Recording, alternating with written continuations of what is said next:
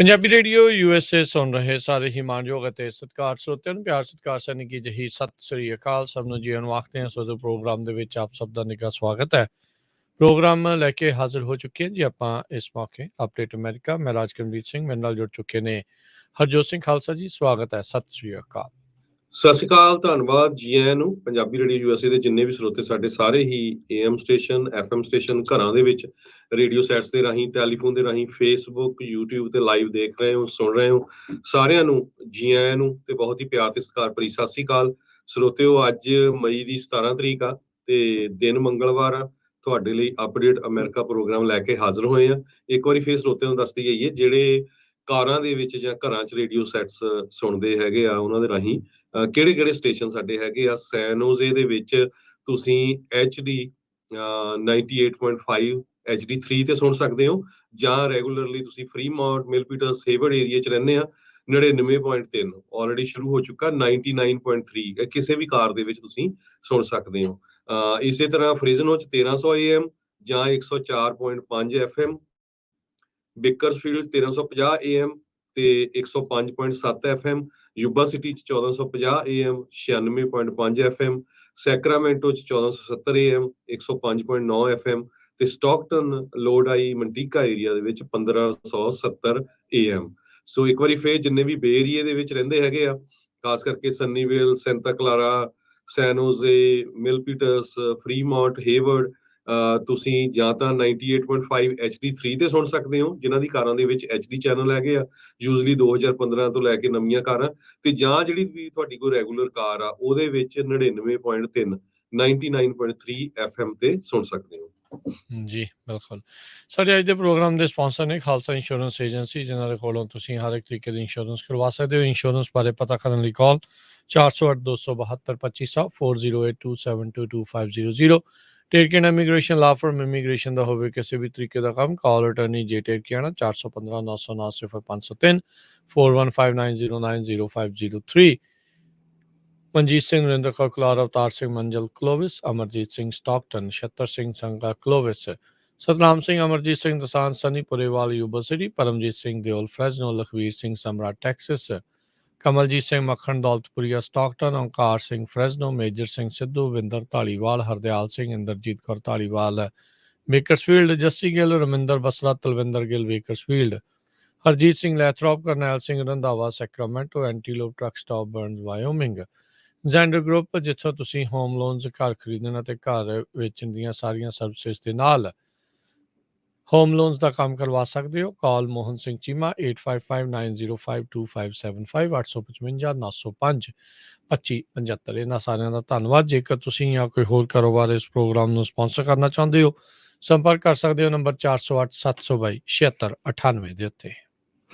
ਜੀ, ਅੱਜ ਦੀਆਂ ਖਬਰਾਂ ਵੱਲ ਚੱਲੀਏ ਤੇ ਕੱਲ ਅਮਰੀਕਾ ਦੇ ਵਿੱਚ ਡਰੱਗ ਐਨਫੋਰਸਮੈਂਟ ਏਜੰਸੀ ਨੇ ਇੱਕ ਬਹੁਤ ਹੀ ਵੱਡੀ ਟਨਲ ਸੁਰੰਗ ਲੱਭੀ ਹੈਗੀ ਆ, ਜਿਹੜੀ ਤਵਾਨਾ ਮੈਕਸੀਕੋ ਤੋਂ ਲੈ ਕੇ ਸੈਂਡੀਗੋ ਦੇ ਵਿੱਚ ਬਾਰਡਰ ਤੇ ਜਿਹੜਾ ਟਾਊਨ ਆ ਉਸ ਨੂੰ ਕਨੈਕਟ ਕਰਦੀ ਸੀ। ਕਹਿੰਦੇ ਪਈ 6 ਫੁੱਟਬਾਲ ਦੇ ਫੀਲਡ ਜਿੰਨੀ ਲੰਮੀ ਤੇ 60 ਫੁੱਟ ਡੂੰਘੀ ਇਸ ਟਨਲ ਦੇ ਵਿੱਚ ਬਿਜਲੀ ਵੀ ਲੱਗੀ ਹੋਈ ਸੀ, ਵੈਂਟੀਲੇਟਰ ਸਿਸਟਮ ਵੀ ਸੀ, ਤੇ ਇੱਕ ਟ੍ਰੇਨ ਦੀ ਜਿਹੜੀ ਆ ਰੇਲ ਦੀ ਲਾਈਨ ਵੀ ਪਾਈ ਹੋਈ ਸੀ, ਜਿਹਦੇ ਰਾਹੀਂ ਡਰੱਗ ਅਮਰੀਕਾ ਨੂੰ ਸਪਲਾਈ ਕੀਤੀ ਜਾਂਦੀ ਸੀਗੀ।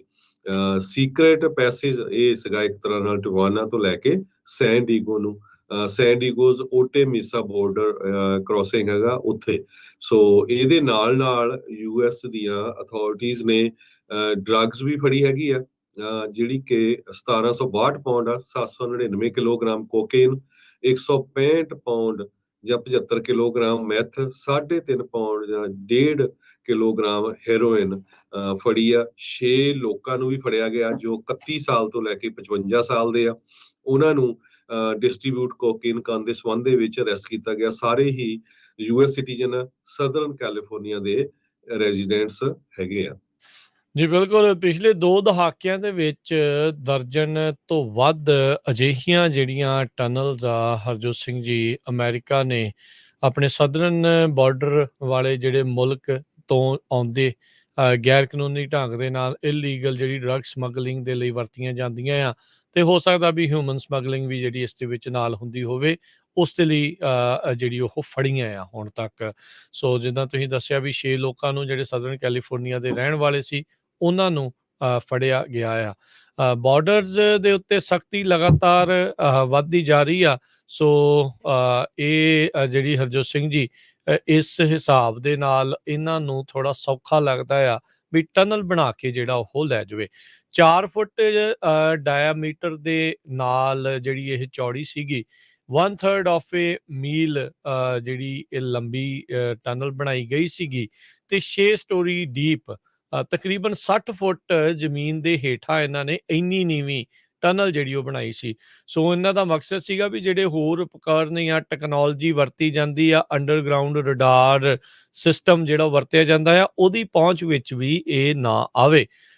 ਸਖਤ ਇਸ ਦੇ ਵਿੱਚ ਡਰੱਗਸ, ਹੈਰੋਇਨ, ਮੈਥ, ਫੈਂਟਨਲ, ਇਸ ਤੋਂ ਇਲਾਵਾ ਹੋਰ ਕਈ ਤਰੀਕੇ ਦੇ ਜਿਹੜੇ ਡਰੱਗਸ ਆ, ਇਹਨਾਂ ਟਨਲਸ ਦੇ ਜ਼ਰੀਏ ਮੈਕਸੀਕੋ ਤੋਂ ਅਮਰੀਕਾ ਦੇ ਵਿੱਚ ਸਮਗਲ ਕੀਤੇ ਜਾਂਦੇ ਸੀ। ਤੇ ਉਹ ਜਿਹੜਾ ਹਰਜੋਤ ਸਿੰਘ ਜੀ ਸਮਗਲ ਕਰਕੇ, ਸਭ ਨੂੰ ਹੀ ਪਤਾ ਆ, ਆਪਣੀਆਂ ਕਮਿਊਨਿਟੀਜ਼ ਦੇ ਵਿੱਚ, ਆਪਣੇ ਨੇਬਰਹੁਡਸ ਦੇ ਵਿੱਚ, ਆਪਣੇ ਆਂਢੀਆਂ ਗੁਆਂਢੀਆਂ ਤੱਕ ਜਿਹੜੇ ਉਹ ਪਹੁੰਚਦੇ, ਕਈਆਂ ਦੇ ਪਰਿਵਾਰਾਂ ਤੱਕ ਵੀ ਇਸ ਨੇ ਮਾਰ ਕੀਤੀ ਹੈਗੀ ਆ।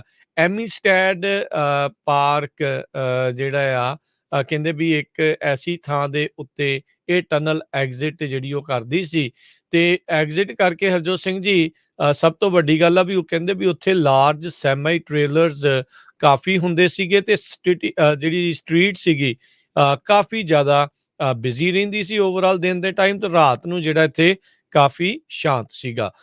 ਸੋ ਲੈਡਰ ਇਹਨਾਂ ਨੇ ਲਾਈ ਹੋਈ ਸੀ, ਉਸ ਦੇ ਬਾਹਰ ਹਥਿਆਰਬੰਦ ਲੋਕ ਇਸ ਦੀ ਨਿਗਰਾਨੀ ਦੇ ਲਈ ਪੱਕੇ ਜਿਹੜੇ ਆ ਉੱਥੇ ਲੱਗੇ ਰਹਿੰਦੇ ਸੀ। ਕਹਿੰਦੇ ਵੀ ਕੰਮ ਬੜੀ ਤੇਜ਼ੀ ਦੇ ਨਾਲ ਅੰਦਰ ਹੁੰਦਾ ਸੀ। ਵੱਡੇ ਵੱਡੇ ਭਾਰ ਜਿਹੜੇ ਡਰੱਗਸ ਦੇ ਜਿਹੜੀ ਪਟਰੀ ਵਿਛਾਈ ਸੀ, ਉਸ ਦੇ ਉੱਤੇ ਇੱਕ ਪਾਸਿਓਂ ਦੂਜੇ ਪਾਸੇ ਲੈਣ ਦੇ ਵਿੱਚ ਇਹ ਸਮਗਲਰਸ ਬੜੇ ਨਿਪੁੰਨ ਜਿਹੜੇ ਆ, ਕਹਿੰਦੇ ਵੀ ਇਸ ਟਾਈਮ ਬਣ ਚੁੱਕੇ ਸੀਗੇ। ਸੋ ਰੇਡ ਜਦੋਂ ਕੀਤੀ ਗਈ ਇਸ ਦੇ ਵਿੱਚ, ਤਾਂ ਉਹਨਾਂ ਨੂੰ ਉਸ ਮੌਕੇ ਵੇਅਰ ਹਾਊਸ ਦੇ ਵਿੱਚ ਹੋਰ ਤਾਂ ਕੋਈ ਡਰੱਗ ਨਹੀਂ ਲੱਭਾ, ਪਰ ਟਨਲ ਜਿਹੜੀ ਇੱਕ ਪਾਸੇ ਸੈਨ ਡੀਏਗੋ ਦੇ ਵਿੱਚ, ਤੇ ਦੂਜੇ ਪਾਸੇ ਜਿਹੜੀ ਹਰਜੋਤ ਸਿੰਘ ਜੀ ਮੈਕਸੀਕੋ ਦੇ ਤਿਉਵਾਨਾ ਸ਼ਹਿਰ ਨੂੰ ਆਪਸ 'ਚ ਜੋੜਦੀ ਹੋਈ 60 ਫੁੱਟ ਡੂੰਘੀ ਬਾਰਡਰ ਦੇ ਹੇਠੋਂ ਜਿਹੜੀ ਆ ਉਹ ਇਹਨਾਂ ਨੂੰ ਲੱਭੀ ਹੈਗੀ ਆ। ਸੋ ਬਹੁਤ ਜ਼ਿਆਦਾ ਇਹ ਖਤਰਨਾਕ ਗੱਲ ਆ। ਇਹ ਤਾਂ ਹਰਜੋਤ ਸਿੰਘ ਜੀ ਅੱਜ ਇਹ ਫੜੀ ਗਈ ਆ ਤੇ ਪਤਾ ਲੱਗਾ, ਇਹਦਾ ਮਤਲਬ ਆ ਵੀ ਜਿੰਨਾ ਚਿਰ ਵੀ ਇਹ ਚੱਲੀ, ਉਨੀ ਦੇਰ ਤੱਕ ਹਜ਼ਾਰਾਂ ਹੀ ਪਾਊਂਡ, ਲੱਖਾਂ ਹੀ ਪਾਊਂਡ ਡਰੱਗ ਆਲਰੇਡੀ ਅਮਰੀਕਾ ਦੇ ਵਿੱਚ ਸਮਗਲ ਹੋ ਚੁੱਕਾ ਹੋਣਾ ਆ। ਪਤਾ ਨਹੀਂ ਕਿੰਨੀਆਂ ਜਾਨਾਂ ਜਿਹੜੀਆਂ ਆ ਇਹਨਾਂ ਨੇ ਹੁਣ ਤੱਕ ਲੈ ਲਈਆਂ ਹੋਣੀਆਂ, ਤੇ ਕਿੰਨੀਆਂ ਜਿਹੜੀਆਂ ਇਹਨਾਂ ਨੇ ਲੈ ਲੈਣੀਆਂ ਆ। 2006 ਤੋਂ ਲੈ ਕੇ ਹੁਣ ਤੱਕ 15 ਦੇ ਕਰੀਬ ਟਨਲਸ ਅਥਾਰਟੀਜ਼ ਵੱਲੋਂ ਲੱਭੀਆਂ ਜਾ ਚੁੱਕੀਆਂ ਹੈਗੀਆਂ। ਬਹੁਤ ਸਾਰੀਆਂ ਟਨਲਸ ਸੈਨ ਡੀਗੋਜ਼, ਓਟੇ ਮੇਸਾ ਇੰਡਸਟਰੀਅਲ ਏਰੀਏ ਦੇ ਵਿੱਚ ਲੱਭੀਆਂ ਗਈਆਂ। Cross border passenger date back early 1990 ਤੋਂ ਪ੍ਰਾਇਮਰੀ ਯੂਜ਼ ਇਹਨਾਂ ਦਾ multi ton loads of marijuana ਹੈਗਾ। ਯੂਐਸ ਡਰੱਗ ਐਨਫੋਰਸਮੈਂਟ ਨੇ ਕਿਹਾ 2020 ਦੇ ਵਿੱਚ ਇਹ ਜਿਹੜੀਆਂ ਟਨਲਸ ਆ ਯੂਜ਼ਲੀ ਕੈਲੀਫੋਰਨੀਆ ਜਾਂ ਐਰੀਜ਼ੋਨਾ ਦੇ ਬਾਰਡਰ 'ਚ ਮੈਕਸੀਕੋ ਦਾ ਸਿਨਾਲੋਆ ਕਾਰਟਲ ਆ, ਉਹਦੀ ਜਿਹੜੀ ਡਰੱਗ ਉਹ ਸਪਲਾਈ ਕਰਦੇ ਆ, ਉਹਨਾਂ ਦੀਆਂ ਹੁੰਦੀਆਂ। ਹਜੇ ਤੱਕ ਇਹ ਨਹੀਂ ਪਤਾ ਚੱਲਿਆ ਵੀ ਇਹ ਟਨਲ ਕਿਹੜੇ ਡਰੱਗ ਲਾਰਡਸ ਆ ਉਹ ਵਰਤਦੇ ਸੀਗੇ। ਜੀ। ਤੇ ਇਹ ਕਾਰਟਲ ਦਾ ਨਾਮ ਯੂਐਸ ਦੀਆਂ ਅਥਾਰਟੀਆਂ ਨੇ ਨਹੀਂ ਦੱਸਿਆ ਹੈਗਾ। ਯੂਐਸ ਅਟਾਰਨੀ ਜਿਹੜੇ ਆ ਸਦਰਨ ਡਿਸਟ੍ਰਿਕਟ ਆਫ ਕੈਲੀਫੋਰਨੀਆ ਦੇ, ਉਹਨਾਂ ਨੇ ਇਹ ਕਿਹਾ ਵੀ ਜਿਹੜਾ ਵੀ ਕੋਈ ਬੰਦਾ ਏਦਾਂ ਦਾ ਸਮਗਲ ਰੂਟ ਯੂਜ਼ ਕਰਦਾ ਹੈਗਾ ਆ, ਉਹ ਅਸੀਂ ਉਸ ਨੂੰ ਅਰੈਸਟ ਕਰਾਂਗੇ ਤੇ ਉਸ ਨੂੰ ਬੰਦ ਵੀ ਕਰਾਂਗੇ। ਬਾਈ ਫੈਡਰਲ ਲਾ ਇਹ ਆ ਵੀ ਜੇ ਯੂਐਸ ਦੀਆਂ ਅਥਾਰਟੀਜ਼ ਕਿਸੇ ਤਰ੍ਹਾਂ ਦੀਆਂ ਟਨਲ ਲੱਭਦੀਆਂ, ਉਸ ਤੋਂ ਬਾਅਦ ਉਹਨਾਂ ਨੂੰ ਸੀਮੈਂਟ ਦੇ ਨਾਲ ਭਰਨਾ ਪੈਂਦਾ ਆ ਯੂਐਸ ਸਾਈਡ ਦੇ। ਸੋ ਜਿੱਥੇ ਤੱਕ ਯੂਐਸ ਦਾ ਬਾਰਡਰ ਆ, ਉੱਥੇ ਤੱਕ ਉਸ ਨੂੰ ਕੰਕਰੀਟ ਤੇ ਸੀਮੈਂਟ ਦੇ ਨਾਲ ਭਰਿਆ ਜਾਊਗਾ। ਜੀ ਬਿਲਕੁਲ। ਸੋ ਜਿਹੜੇ ਯੂਐਸ ਅਟਾਰਨੀ ਹੈਗੇ ਆ ਸਦਰਨ ਡਿਸਟ੍ਰਿਕਟ ਆਫ ਕੈਲੀਫੋਰਨੀਆ ਦੇ ਰੈਂਡੀ ਗ੍ਰੋਸਮਨ, ਉਹਨਾਂ ਨੇ ਕਿਹਾ ਵੀ ਇਸ ਟਨਲ ਦੇ ਅਖੀਰ ਦੇ ਵਿੱਚ ਕੋਈ ਰੌਸ਼ਨੀ ਨਹੀਂ। ਹੁਣ ਜਦੋਂ ਅਸੀਂ ਫੜ ਲਈ ਆ, ਅਥਾਰਟੀਜ਼ ਨੇ ਇਹ ਕਿਹਾ ਵੀ ਅਸੀਂ ਇਸ ਦੇ ਵਿੱਚ ਜਿੱਤ ਆ, ਇਹਨਾਂ ਨੇ ਇਸ ਨੂੰ ਵਿਨ ਦੇ ਵਜੋਂ ਗਰਦਾਨਿਆ ਆ, ਜਿੱਦਾਂ ਆਪਾਂ ਪਹਿਲਾਂ ਜ਼ਿਕਰ ਕੀਤਾ, ਪਰ ਇਹ ਨਹੀਂ ਪਤਾ ਵੀ ਇਹ ਕਿੰਨੇ ਚਿਰ ਤੋਂ ਇਹ ਟਨਲ ਚੱਲਦੀ ਆ ਰਹੀ ਸੀ ਤੇ ਕਿੰਨਾ ਨੁਕਸਾਨ ਜਿਹੜੀ ਆ ਉਹ ਹੁਣ ਤੱਕ ਕਰ ਚੁੱਕੀ ਆ। ਪਾਣੀ ਦੇ ਜ਼ਰੀਏ, ਬੋਟਸ ਦੇ ਜ਼ਰੀਏ ਆਪਾਂ ਕਿੰਨੀ ਵਾਰੀ, ਜਿਹੜਾ ਹਰਜੋਤ ਸਿੰਘ ਜੀ ਦੱਸਿਆ ਵੀ ਨੇਵੀ ਦੇ ਦੁਆਰਾ ਬਹੁਤ ਸਾਰੇ ਜਿਹੜੇ ਇਦਾਂ ਦੇ ਗੈਰ ਕਾਨੂੰਨੀ ਢੰਗ ਦੇ ਨਾਲ ਕਿਸ਼ਤੀਆਂ ਦੇ ਜ਼ਰੀਏ ਲੱਭਣ, ਇਸ ਨੂੰ ਜਿਹੜਾ ਆ ਉਹ ਬਾਰਡਰ ਪਾਰ ਕਰਾਉਣ ਦੇ ਲਈ ਗੈਰ ਕਾਨੂੰਨੀ ਢੰਗ ਦੇ ਨਾਲ ਡਰੱਗ ਸਮਗਲ ਕਰਨ ਦੀਆਂ ਜਿਹੜੀਆਂ ਕੋਸ਼ਿਸ਼ਾਂ ਕੀਤੀਆਂ ਜਾਂਦੀਆਂ, ਉਸ ਨੂੰ ਇਹ ਫੜਦੇ ਆ। ਹਜ਼ਾਰਾਂ ਹੀ ਪਾਊਂਡ ਉਧਰੋਂ ਫੜਿਆ ਜਾਂਦਾ ਆ, ਬਾਰਡਰ ਲੈਂਡ ਬਾਰਡਰ ਦੇ ਉੱਤੋਂ ਦੀ ਜਿਸ ਹਿਸਾਬ ਦੇ ਨਾਲ ਕੀਤਾ ਆ। ਫਿਰ ਹੁਣ ਟਨਲ ਦੇ ਜ਼ਰੀਏ ਡਰੋਨਸ ਦਾ ਵੀ ਜਿਹੜਾ ਉਹ ਡਰ ਉਹ ਇਸ ਦੇ ਵਿੱਚ ਨਾਲ ਨਾਲ ਰਹਿੰਦਾ ਆ। ਮੁਸਤੈਦੀ ਦੇ ਨਾਲ ਲੱਗੇ ਤਾਂ ਹੁੰਦੇ ਆ ਬਾਰਡਰ ਪੈਟਰੋਲ ਵਾਲੇ, ਪਰ ਕਿਤੇ ਨਾ ਕਿਤੇ ਇਹਨਾਂ ਜਿਹੜੇ ਸ਼ਾਤਰ ਕਹਿ ਸਕਦੇ ਆ ਵੀ ਅਪਰਾਧੀਆਂ ਦੇ ਅੱਗੇ ਕਹਿ ਲਓ ਵੀ ਕਿਤੇ ਨਾ ਕਿਤੇ ਇੱਕ ਸਟੈਪ ਪਿੱਛੇ ਜਿਹੜੇ ਉਹ ਚੱਲਦੇ ਰਹਿੰਦੇ ਆ। ਸੋ ਬਹੁਤ ਜ਼ਿਆਦਾ ਮੁਸ਼ਕਿਲਾਂ ਜਿਹੜੀਆਂ ਆ ਇਸ ਟਾਈਮ ਹੈਗੀਆਂ ਆ ਡਰੱਗ ਐਨਫੋਰਸਮੈਂਟ ਐਡਮਿਨਿਸਟ੍ਰੇਸ਼ਨ ਨੂੰ। ਸੋ ਕਹਿੰਦੇ ਵੀ 1990 ਤੋਂ ਪਹਿਲੋਂ ਤੋਂ ਜਿਹੜੇ ਕ੍ਰਾਸ ਬਾਰਡਰ ਪੈਸੇਜਸ ਇਦਾਂ ਦੇ ਉਹ ਲੱਭਣੇ ਜਿਹੜੇ ਉਹ ਸ਼ੁਰੂ ਹੋਏ ਸੀ, ਤੇ ਜਿੱਦਾਂ ਤੁਸੀਂ ਵੀ ਜ਼ਿਕਰ ਕੀਤਾ 2006 ਤੋਂ ਲੈ ਕੇ ਹੁਣ ਤੱਕ 15 ਜਿਹੜੀਆਂ ਇਦਾਂ ਦੀਆਂ ਸੋਫਿਸਟੀਕੇਟਡ ਟਨਲਸ ਜਿਹੜੀਆਂ ਉਹ ਲੱਭੀਆਂ ਆ। ਇਦਾਂ ਦੀਆਂ ਟਨਲ, ਹਰਜੋਤ ਸਿੰਘ ਜੀ ਕਹਿੰਦੇ ਆ ਵੀ ਜਿਹੜੀਆਂ ਮਾਈਨਿੰਗ ਕੀਤੀਆਂ ਜਾਂਦੀਆਂ ਨਾ ਕੋਲੇ ਦੀਆਂ ਖਦਾਨਾਂ ਦੇ ਵਿੱਚ, ਜੀ ਉਦਾਂ ਦਾ ਕੰਮ ਪੂਰਾ ਜਿਹੜਾ ਆ ਇਹਨਾਂ ਨੇ ਤਰੀਕੇ ਦੇ ਨਾਲ ਉਹ ਬਣਾਇਆ ਸੀਗਾ। ਸੋ ਅਗਲਿਆਂ ਨੂੰ ਪਤਾ ਹੈ ਵੀ ਜਦੋਂ millions of dollar, billions of dollar ਉਹਨਾਂ ਨੇ ਇਸ ਡਰੱਗ ਸਮਗਲਿੰਗ ਦੇ ਵਿੱਚ ਬਣਾਉਣੇ ਆ, ਤੇ ਇਨਫਰਾਸਟ੍ਰਕਚਰ ਇਹਨਾਂ ਨੇ ਸਗੋਂ ਇਹ ਦੇਖੋ ਕਿੱਡਾ ਤਕੜਾ ਜਿਹੜਾ ਉਹ ਬਣਾਇਆ ਆ। ਕਈ ਵਾਰੀ ਸ਼ਹਿਰਾਂ ਦੇ ਵਿੱਚ ਛੋਟੇ ਕਹਿ ਲਓ ਜਾਂ ਵੱਡੇ ਸ਼ਹਿਰਾਂ 'ਚ ਕਹਿ ਲਓ, ਇਦਾਂ ਦਾ ਤੁਹਾਨੂੰ ਚੀਜ਼ਾਂ ਨਹੀਂ ਲੱਭਦੀਆਂ ਜਿੱਦਾਂ ਦਾ ਕਹਿੰਦੇ ਉਹਨਾਂ ਨੇ ਵਧੀਆ ਤਰੀਕੇ ਦੇ ਨਾਲ ਇਹ ਸਾਰਾ ਕੁਛ ਉੱਥੇ ਕੀਤਾ ਸੀਗਾ। ਸੋ ਇੱਕ ਜਿੱਤ ਕਹਿੰਦੇ ਜ਼ਰੂਰ ਪ੍ਰਾਪਤ ਹੋਈ ਆ, ਪਰ ਨੁਕਸਾਨ ਕਈ ਚਿਰ ਦਾ ਇਹ ਕਰ ਰਹੀ ਸੀਗੀ। ਅਗਲੀ ਖਬਰ ਵੱਲ ਚੱਲੀਏ। ਅੱਜ ਪ੍ਰੈਜ਼ੀਡੈਂਟ ਜੋ ਬਾਈਡਨ ਹੋਣੀ, ਫਸਟ ਲੇਡੀ ਜਿਲ ਬਾਈਡਨ ਹੋਣਾ ਦੇ ਨਾਲ ਮੈਮੋਰੀਅਲ ਸਾਈਟ, ਜਿੱਥੇ ਕਿ ਮਾਸ ਸ਼ੂਟਿੰਗ ਹੋਈ ਸੀ, 10 ਲੋਕਾਂ ਦੀ ਮੌਤ ਹੋ ਗਈ, ਉੱਥੇ ਵਿਜ਼ਿਟ ਕਰਨ ਗਏ। ਤੇ ਉਹਨਾਂ ਨੇ ਇਹ ਕਿਹਾ ਵੀ ਮੇਰਾ ਮੇਨ ਮਕਸਦ ਇਹੀ ਆ ਵੀ ਕਿਸ ਤਰ੍ਹਾਂ ਮਾਸ ਸ਼ੂਟਿੰਗਸ ਨੂੰ ਰੋਕਿਆ ਜਾਵੇ, ਕਿਸ ਤਰ੍ਹਾਂ ਗਨ ਕੰਟਰੋਲ ਕੀਤਾ ਜਾਵੇ। ਪ੍ਰੈਜ਼ੀਡੈਂਟ ਤੇ ਫਸਟ ਲੇਡੀ ਦੋਨੋਂ ਹੀ ਬਫਲੋ, ਨਿਊਯਾਰਕ 'ਚ ਪਹੁੰਚੇ। ਉਸ ਟਾਈਮ ਦੇ ਉੱਤੇ ਉੱਥੋਂ ਦੇ ਨਿਊਯਾਰਕ ਦੇ governor Kathy Hochul, senate majority leader Chuck Schumer, New York ਦੇ ਸੈਨੇਟਰ ਕ੍ਰਿਸਟਨ ਗਿਲਿਬਰੈਂਡ ਤੇ ਹੋਰ ਆਫੀਸ਼ੀਅਲ ਵੀ ਪਹੁੰਚੇ ਹੋਏ ਸੀਗੇ। 10 ਜਾਣਿਆਂ ਦੀ ਇਸ ਮਾਸ ਸ਼ੂਟਿੰਗ ਦੇ ਵਿੱਚ ਮੌਤ ਹੋਈ ਹੈਗੀ ਆ। ਪ੍ਰੈਜ਼ੀਡੈਂਟ ਅੱਜ ਐਡਰੈਸ ਵੀ ਕਰਨਗੇ ਗਨ ਵਾਇਲੈਂਸ ਦੇ ਸੰਬੰਧ ਦੇ ਵਿੱਚ। ਹੁਣ ਤੱਕ ਸੰਨ 2022 ਚ 198 ਮਾਸ ਸ਼ੂਟਿੰਗਸ USA 'ਚ ਹੋ ਚੁੱਕੀਆਂ ਇਕੱਲੇ ਇਸ ਸਾਲ ਦੇ ਵਿੱਚ। ਸੋ ਜਿੱਥੇ ਵੀ ਸ਼ੂਟਿੰਗ ਹੁੰਦੀ ਆ, ਜੇ 4 ਜਾਣਿਆਂ ਨੂੰ ਗੋਲੀਆਂ ਲੱਗਦੀਆਂ, ਉਸ ਨੂੰ ਮਾਸ ਸ਼ੂਟਿੰਗ ਗਿਣਿਆ ਜਾਂਦਾ ਹੈਗਾ। ਇਹ ਇੱਕ ਬਹੁਤ ਵੱਡੀ ਇਸ ਵੇਲੇ USA ਦੇ ਵਿੱਚ ਪ੍ਰੋਬਲਮ ਹੈਗੀ ਆ। ਜਿਹੜੀ ਬਫਲੋ ਮਾਸ ਸ਼ੂਟਿੰਗ ਹੋਈ ਆ, ਇਸ ਨੂੰ ਹੇਟ ਕ੍ਰਾਈਮ ਦੀ ਤਰ੍ਹਾਂ ਵੀ ਇਨਵੈਸਟੀਗੇਟ ਕੀਤਾ ਜਾ ਰਿਹਾ, ਕਿਉਂਕਿ ਬਹੁਤੇ ਕਾਲੇ ਮੂਲ ਦੇ ਲੋਕ ਸੀ ਜਿਨ੍ਹਾਂ ਦੇ ਉੱਤੇ ਇਸ ਗੋਰੇ ਅੱਤਵਾਦੀ ਨੇ ਗੋਲੀਆਂ ਚਲਾਈਆਂ। 18 ਸਾਲਾਂ ਦਾ ਇਹ ਸਾਰਾ ਸੀਗਾ, ਜਿਸ ਨੇ ਗੋਲੀਆਂ ਚਲਾ ਕੇ 10 ਜਣਿਆਂ ਨੂੰ ਮਾਰ ਦਿੱਤਾ। ਬਿਲਕੁਲ ਹਰਜੋਤ ਸਿੰਘ ਜੀ, 100% ਰੇਸ਼ੀਅਲੀ ਮੋਟੀਵੇਟਡ ਇਹ ਸ਼ੂਟਿੰਗ ਸੀਗੀ। ਅਗਲਾ ਕਹਿੰਦਾ ਵੀ ਰਿਪਲੇਸਮੈਂਟ ਥਿਊਰੀ, ਜਿਹੜੇ ਕਈ ਰਾਈਟ ਵਿੰਗ ਵਾਲੇ ਪੋਲੀਟੀਸ਼ੀਅਨ ਤੇ ਜਿਹੜੇ ਕਮੈਂਟੇਟਰ ਟੀਵੀ ਵਾਲੇ ਆ, ਉਹਨਾਂ ਨੇ ਇਸ ਨੂੰ ਪ੍ਰੈਜ਼ੈਂਟ ਕੀਤਾ, ਲੋਕਾਂ ਦੇ ਮਨਾਂ ਦੇ ਵਿੱਚ ਨਫ਼ਰਤ ਫੈਲਾਈ। ਸੇਮ ਥਿੰਗ ਜਿੱਦਾਂ ਆਪਾਂ ਦੇਖਦੇ ਹਾਂ ਵੀ ਉੱਥੇ ਭਾਰਤ ਵਿੱਚ ਹਿੰਦੂਆਂ ਨੂੰ ਜਿਸ ਤਰੀਕੇ ਦੇ ਨਾਲ ਵਰਗਲਾਇਆ ਜਾ ਰਿਹਾ, ਦੂਜਿਆਂ ਦੇ ਖਿਲਾਫ ਭੜਕਾਇਆ ਜਾ ਰਿਹਾ ਆ, ਉਹੀ ਚੀਜ਼ ਇੱਥੇ ਜਿਹੜੀ ਆ ਉਹ ਚੱਲ ਰਹੀ ਹੈਗੀ ਆ। ਜਿਹੜੀਆਂ ਕਈ ਕਮਿਊਨਿਟੀਜ਼ ਆ ਇਸ ਪਾਸੇ ਵੱਲ ਨੂੰ ਕਰ ਰਹੀਆਂ ਵੀ ਖੌਰੇ ਤੁਸੀਂ ਜਿਹੜੇ ਟੋਟਲੀ ਖਤਮ ਹੋ ਜਾਣੇ, ਇਹਨਾਂ ਨੇ ਤੁਹਾਨੂੰ ਰਿਪਲੇਸ ਕਰ ਦੇਣਾ।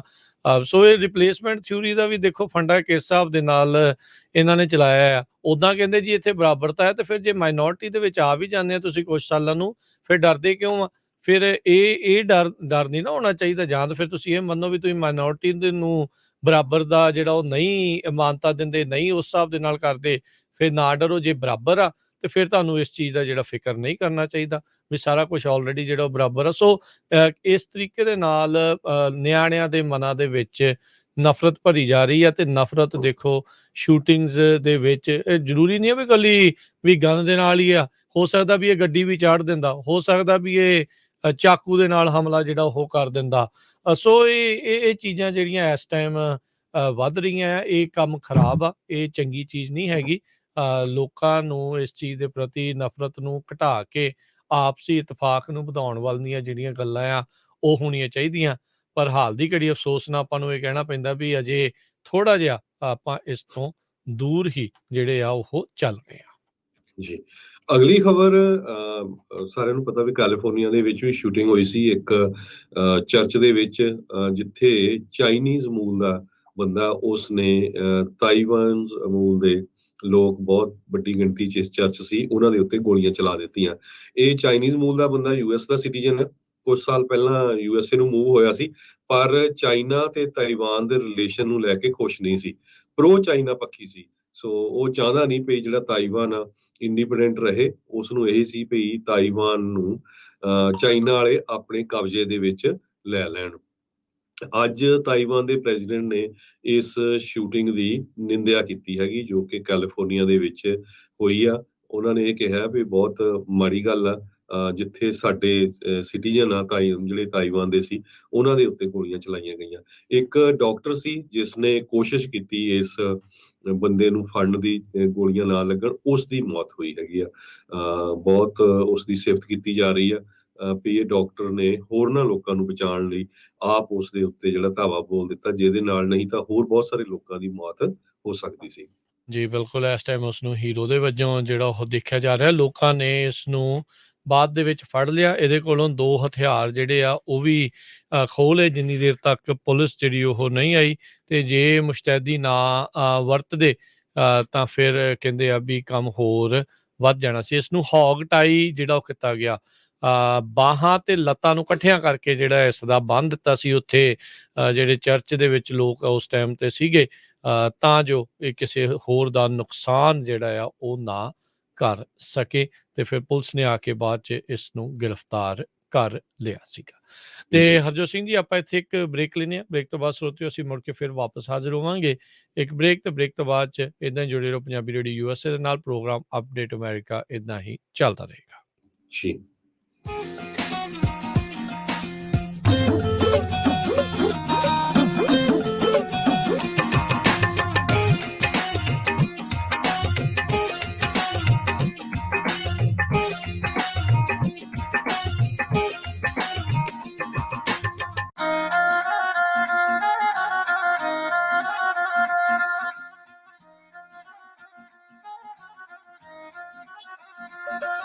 ਤੁਸੀਂ ਸੁਣ ਰਹੇ ਹੋ Punjabi radio USA, KWRU Fresno 1300 AM, KLHC Bakersfield 1350 AM, KOBO Yuba City 1450 AM, KIIT Sacramento 1470 AM, KCVR Lodi Stockton 1570 AM।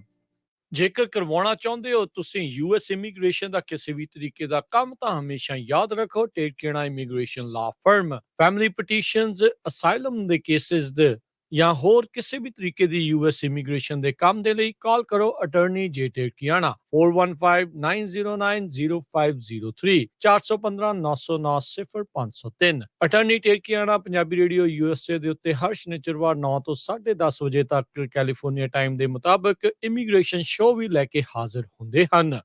Life insurance, ਪਰਿਵਾਰ ਪ੍ਰਤੀ ਜ਼ਿੰਮੇਵਾਰੀ ਦਾ ਅਹਿਸਾਸ। ਆਪਣੇ ਜਾਣ ਪਿੱਛੋਂ ਪਰਿਵਾਰ ਨੂੰ ਆਰਥਿਕ ਤੌਰ ਤੇ ਮਜ਼ਬੂਤ ਛੱਡ ਕੇ ਜਾਓ। ਬੱਚਿਆਂ ਦੀ ਪੜ੍ਹਾਈ ਦੇ ਖਰਚੇ, ਮਾਰਗੇਜ ਦੇ ਫਿਕਰ ਤੋਂ ਆਪਣੇ ਪਰਿਵਾਰ ਨੂੰ ਬਚਾਉਣ ਲਈ ਅੱਜ ਹੀ ਆਪਣੀ ਲਾਈਫ ਇੰਸ਼ੋਰੈਂਸ ਕਰਵਾਓ। ਖਾਲਸਾ ਇੰਸ਼ੋਰੈਂਸ ਏਜੰਸੀ ਵਾਲੇ ਤੁਹਾਨੂੰ ਸੇਮ ਡੇ ਵਿਦਆਊਟ ਮੈਡੀਕਲ ਤੁਹਾਡੀਆਂ ਜ਼ਰੂਰਤਾਂ ਦੇ ਅਨੁਸਾਰ ਵਧੀਆ ਲਾਈਫ ਇੰਸ਼ੋਰੈਂਸ ਪਾਲਿਸੀ ਲੈ ਕੇ ਦੇਣਗੇ। ਫ੍ਰੀ ਕੋਟ ਦੇ ਲਈ ਹੋਰ ਜਾਣਕਾਰੀ ਦੇ ਲਈ ਅੱਜ ਹੀ ਕਾਲ ਕਰੋ ਖਾਲਸਾ ਇੰਸ਼ੋਰੈਂਸ ਏਜੰਸੀ 4082722500 408-272-2500। ਸ਼ਰਤਾਂ ਲਾਗੂ। California license number 0F89805।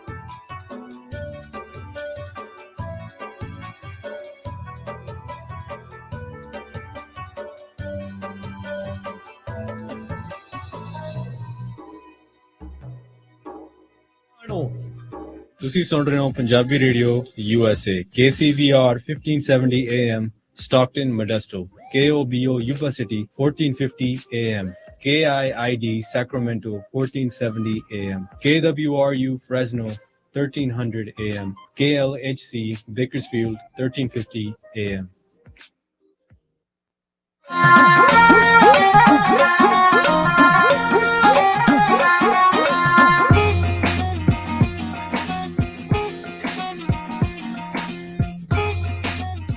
Punjabi radio USA ਸੁਣ ਰਹੇ ਸਾਰੇ ਸਰੋਤਿਆਂ ਨੂੰ ਇੱਕ ਵਾਰੀ ਫੇਰ ਨਿੱਘੀ ਜੀ ਆਇਆਂ ਨੂੰ ਸਭ ਦਾ ਸਵਾਗਤ ਹੈ ਸਰੋਤੇ ਪ੍ਰੋਗਰਾਮ ਦੇ ਵਿੱਚ। ਪ੍ਰੋਗਰਾਮ ਚੱਲ ਰਿਹਾ ਜੀ ਆਪਣਾ ਇਸ ਮੌਕੇ ਅਪਡੇਟ ਅਮਰੀਕਾ। ਹਰਜੋਤ ਸਿੰਘ ਜੀ ਸਵਾਗਤ ਹੈ ਇੱਕ ਵਾਰੀ ਫੇਰ, ਜੀ ਆਇਆਂ ਨੂੰ ਜੀ।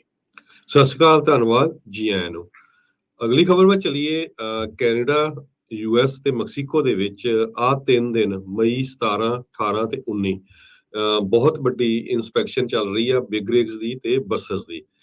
CVSA commercial vehicle safety alliance international road check enforcement efforts ਹੁੰਦੀ ਆ।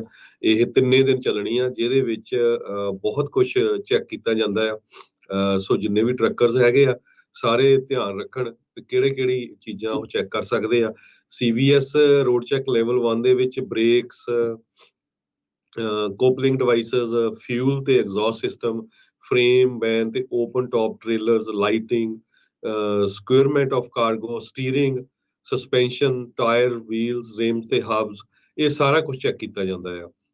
ਕਹਿੰਦੇ ਭਈ 15 ਟਰੱਕ ਜਾਂ ਬੱਸਿਸ 1 ਮਿੰਟ ਦੇ ਵਿੱਚ ਚੈੱਕ ਕੀਤੀਆਂ ਜਾਂਦੀਆਂ ਆ। ਇਹ 3 ਦਿਨ 72 ਘੰਟੇ ਇੰਸਪੈਕਸ਼ਨ ਚੱਲਣੀ ਹੈਗੀ ਆ।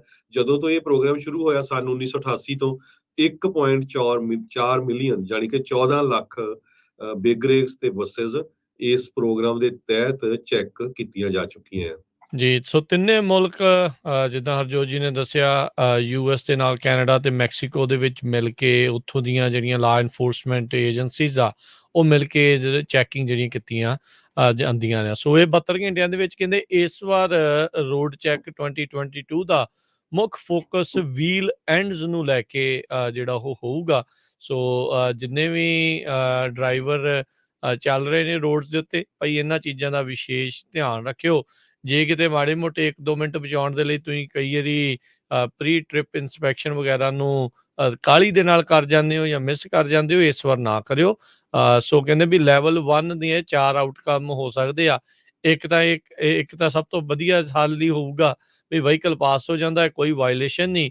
ਕਈ ਵਾਰੀ ਹੁੰਦਾ ਵੀ ਵਾਇਲੇਸ਼ਨ ਲੱਭਦੀ ਆ ਪਰ ਇੰਨੀ ਕ੍ਰਿਟੀਕਲ ਨਹੀਂ ਹੁੰਦੀ ਤੇ ਇਸ ਕਰਕੇ ਉਹਨਾਂ ਨੂੰ ਉਹ ਉੱਥੋਂ ਜਾਣ ਜਿਹੜੇ ਉਹ ਦਿੰਦੇ ਆ। ਕਈ ਵਾਰੀ ਕ੍ਰਿਟੀਕਲ ਵਹੀਕਲ ਇੰਸਪੈਕਸ਼ਨ ਵੀ ਹੁੰਦੀਆਂ ਆ ਪਰ ਉਹ ਆਊਟ ਆਫ ਸਰਵਿਸ ਕੰਡੀਸ਼ਨਸ ਵਾਲੀਆਂ ਨਹੀਂ ਹੁੰਦੀਆਂ, ਫਿਰ ਵੀ ਜਿਹੜਾ ਉਹ ਚੱਲ ਜਾਂਦਾ। ਪਰ ਉਸ ਦੇ ਹਿਸਾਬ ਦੇ ਨਾਲ ਵਾਇਲੇਸ਼ਨਸ ਦੇ ਹਿਸਾਬ ਨਾਲ ਫਿਰ ਦੇਖਦੇ ਆ ਵੀ ਵਹੀਕਲ ਦਾ ਬਾਅਦ 'ਚ ਕੀ ਕੀਤਾ ਜਾਂਦਾ ਆ। ਤੇ ਇੱਕ ਹੁੰਦੀ ਆ ਵੀ ਬੜੀ ਜ਼ਿਆਦਾ ਤਗੜੀ ਜਿਹੜੀ ਵਾਇਲੇਸ਼ਨ ਜਿਹਨੂੰ ਆਊਟ ਆਫ ਸਰਵਿਸ ਵਾਇਲੇਸ਼ਨ ਕੀਤੀ ਜਾਂਦੀ ਆ।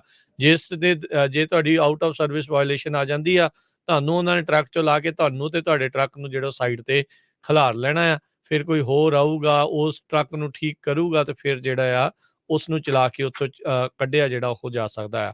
ਸੋ 72 ਘੰਟੇ 3 ਦਿਨ ਲਗਾਤਾਰ ਇਹ ਜਿਹੜੀਆਂ ਇੰਸਪੈਕਸ਼ਨਸ ਆ ਰੋਡ ਚੈੱਕ ਹੋਣਾ ਆ।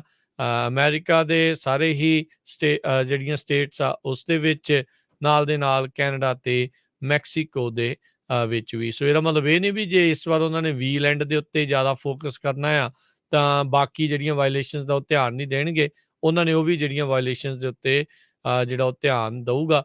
ਆਵਰਸ ਆਫ ਸਰਵਿਸ ਦੀਆਂ ਵਾਇਲੇਸ਼ਨ, ਲਾਈਟਨਿੰਗ ਵਾਇਲੇਸ਼ਨਸ ਉਸ ਦੇ ਉੱਤੇ ਵੀ ਕਹਿੰਦੇ ਆ ਵੀ ਉਹਨਾਂ ਨੇ ਪਿਛਲੇ ਸਾਲ ਜ਼ਿਆਦਾ ਫੋਕਸ ਕੀਤਾ ਸੀਗਾ। ਸੋ ELDਆਂ ਨੂੰ ਵੀ ਜਿਹੜਾ ਉਹ ਚੱਜ ਦੇ ਨਾਲ ਖੰਗਾਲ ਕੇ ਜਿਹੜਾ ਉਹ ਦੇਖ ਸਕਦੇ ਨੇ। ਸੋ ਆਪਣਾ ਪੇਪਰ ਵਰਕ ਵੈਸੇ ਵੀ ਆਲ ਦਾ ਟਾਈਮ ਵੈਸੇ ਵੀ ਵਧੀਆ ਰੱਖੋ। ਆਹ ਦਿਨਾਂ ਦੇ ਵਿੱਚ ਖਾਸ ਕਰਕੇ ਜ਼ਿਆਦਾ ਵਧੀਆ ਤੁਸੀਂ ਰੱਖੋ ਵੀ ਤੁਹਾਨੂੰ ਬਾਅਦ ਦੇ ਵਿੱਚ ਕਿਤੇ ਲੋਡ ਲਾਉਣ ਦੇ ਵਿੱਚ ਪਹੁੰਚਾਉਣ ਦੇ ਵਿੱਚ ਫਿਰ ਦੇਰੀ ਦਾ ਸਾਹਮਣਾ ਜਿਹੜਾ ਉਹ ਨਾ ਕਰਨਾ ਪਵੇ। ਜੀ ਬਿਲਕੁਲ। ਸੋ ਇੰਸਪੈਕਸ਼ਨ ਜਿਹੜੀ ਵੀਲ ਐਂਡਸ ਦੀ ਹੋਣੀ ਹੈ ਕਮਰਸ਼ੀਅਲ ਮੋਟਰ ਵਹੀਕਲ ਦੀ, ਇਹਦੇ ਵਿੱਚ ਇੰਸਪੈਕਟਰਸ ਤੁਹਾਡੇ ਜਿਹੜੇ ਟਾਇਰਸ ਆ ਉਹਨਾਂ ਦੇ cracks, unseated locking rings, studs, clamps, ਇਸੇ ਤਰ੍ਹਾਂ bent, cracked or broken rims inside ਤੇ ਆਊਟਸਾਈਡ ਦਾ wheel rims, loose, broken, missing ਤੇ ਡੈਮੇਜਡ ਵੀਲ ਫਾਸਟਨਰਸ ਤੇ elongated stud holes, wheels for cracks across spokes ਤੇ web area or slippage in the clamp area, hub for lubricant leaks, missing caps or plugs, inner wheel seals for leaks, tire ਤੇ valve stem for leaks, proper inflation, cut ਤੇ valves on all tires, ਇਸੇ ਤਰ੍ਹਾਂ ਰੀਗਰੂਵ tyres ਔਰ steering Excel, exposed fabric ਔਰ chord, ਇਹ ਜਿਹੜੀ ਜਿਹਦੇ focus ਕੀਤਾ ਜਾ ਰਿਹਾ। ਪਰ ਜਿਸ ਤਰ੍ਹਾਂ ਰਾਜਕਰਮਵੀਰ ਸਿੰਘ ਨੇ ਦੱਸਿਆ ਵੀ ਹੋਰ ਚੀਜ਼ਾਂ ਦੇ ਉੱਤੇ ਵੀ ਉਹ ਚੈੱਕ ਕਰਨਗੇ। Debris between the tyres, markings on tires that will exclude its use on steering axle, tires touching one another or any part of the vehicle, ਇਹਨਾਂ ਦੇ ਉੱਤੇ ਫੋਕਸ ਕੀਤਾ ਜਾਊਗਾ। ਸੋ ਜਿੰਨੇ ਵੀ ਸਾਡੇ ਟਰੱਕਰ ਵੀਰ ਸੁਣਦੇ ਹੈਗੇ ਆ, ਪਲੀਜ਼ ਇਹਦੇ ਤੇ ਧਿਆਨ ਰੱਖੋ। ਆ 72 ਘੰਟੇ ਬਹੁਤ ਕ੍ਰੂਸ਼ੀਅਲ ਆ। 1 ਮਿੰਟ ਦੇ ਵਿੱਚ 15 ਟਰੱਕ ਤੇ ਬੱਸਸ ਨੂੰ ਨਹੀਂ ਚੈੱਕ ਕਰਨਾ ਪੂਰੇ USA, ਕੈਨੇਡਾ ਤੇ ਮੈਕਸੀਕੋ ਦੇ ਵਿੱਚ। ਜੀ ਬਿਲਕੁਲ। ਸੋ ਮੇਕ ਸ਼ੋਰ ਕਰੋ ਵੀ ਟਰੱਕਾਂ ਦਾ ਤੁਸੀਂ ਜ਼ਿਆਦਾ ਧਿਆਨ ਰੱਖਣਾ। ਸੌਰੀ, ਜਿਹੜੇ ਟਰੱਕਾਂ ਦੇ ਨਾਲ ਜਿਹੜੇ ਟਾਇਰਾਂ ਦਾ ਜਿਹੜਾ ਉਹ ਜ਼ਿਆਦਾ ਧਿਆਨ ਰੱਖਣਾ। ਇਸ ਵਾਰ ਉਹਨਾਂ ਨੇ ਉਸ ਦੀ ਛੋਟੀ ਤੋਂ ਛੋਟੀ ਤੇ ਹਰ ਤਰੀਕੇ ਦੀ ਜਿਹੜੀ ਗਲਤੀ ਆ ਉਸ ਨੂੰ ਦੇਖਣਾ ਹੈਗਾ ਆ। ਇੱਕ ਚੀਜ਼ ਜਿਹੜੀ ਪ੍ਰਚਲਿਤ ਆ ਹਰਜੋਤ ਸਿੰਘ ਜੀ, ਕਹਿੰਦੇ ਆ ਸਾਰੇ ਜਾਣੇ ਜਦੋਂ ਵੀ ਇੱਦਾਂ ਦਾ ਹੁੰਦਾ ਆ, ਬਹੁਤ ਸਾਰੇ ਜਿਹੜੇ ਡਰਾਈਵਰ ਆ ਉਹ ਇਹ ਰੋਡ ਚੈੱਕ ਤੋਂ ਕਈ ਵਾਰੀ ਕਹਿ ਲਓ ਵੀ ਘਬਰਾ ਕੇ ਜਾਂ ਡਰ ਕੇ ਇਹਨਾਂ ਦਿਨਾਂ ਦੇ ਵਿੱਚ ਲੋਡ ਜਿਹੜਾ ਉਹ ਨਹੀਂ ਚੁੱਕਦੇ। ਸੋ ਇੱਦਾਂ ਡਰਨ ਦੀ ਨਹੀਂ ਲੋੜ। ਜੇ ਤੁਸੀਂ ਸਹੀ ਚੱਲ ਰਹੇ ਆ, ਤੁਹਾਨੂੰ ਕੋਈ ਫਿਕਰ ਕਰਨ ਦੀ ਜਿਹੜੀ ਉਹ ਜ਼ਰੂਰਤ ਨਹੀਂ ਆ। ਬਸ ਇਹ ਵੀ ਆਪਣਾ ਪੇਪਰ ਵਰਕ ਤੇ ਇਹ ਸਾਰੀਆਂ ਚੀਜ਼ਾਂ ਆ, ਇੰਸਪੈਕਸ਼ਨਸ ਆਪਣੀਆਂ ਜਿਹੜੀਆਂ ਉਹ ਪੂਰੀਆਂ ਅਪ ਟੂ ਡੇਟ ਰੱਖੋ। ਸੋ ਕੱਲਾ ਉਹਨਾਂ ਦਾ ਵੀਲਸ ਦੇ ਉੱਤੇ ਹੀ ਫੋਕਸ ਇਹਨਾਂ ਦਾ ਉਹ ਜ਼ਿਆਦਾ ਆ, ਪਰ ਇਹ ਨਹੀਂ ਆ ਵੀ ਆਵਰ ਆਫ ਸਰਵਿਸ ਤੇ ਬਾਕੀ ਸਾਰੀਆਂ ਚੀਜ਼ਾਂ ਦੀ ਉਹ ਪੜਤਾਲ ਜਿਹੜੀ ਉਹ ਨਹੀਂ ਕਰਨਗੇ। ਉਹਨਾਂ ਦੇ ਉੱਤੇ ਵੀ ਜਿਹੜੀ ਉਹਨਾਂ ਦੀ ਨਜ਼ਰ ਰਹਿਣੀ ਆ।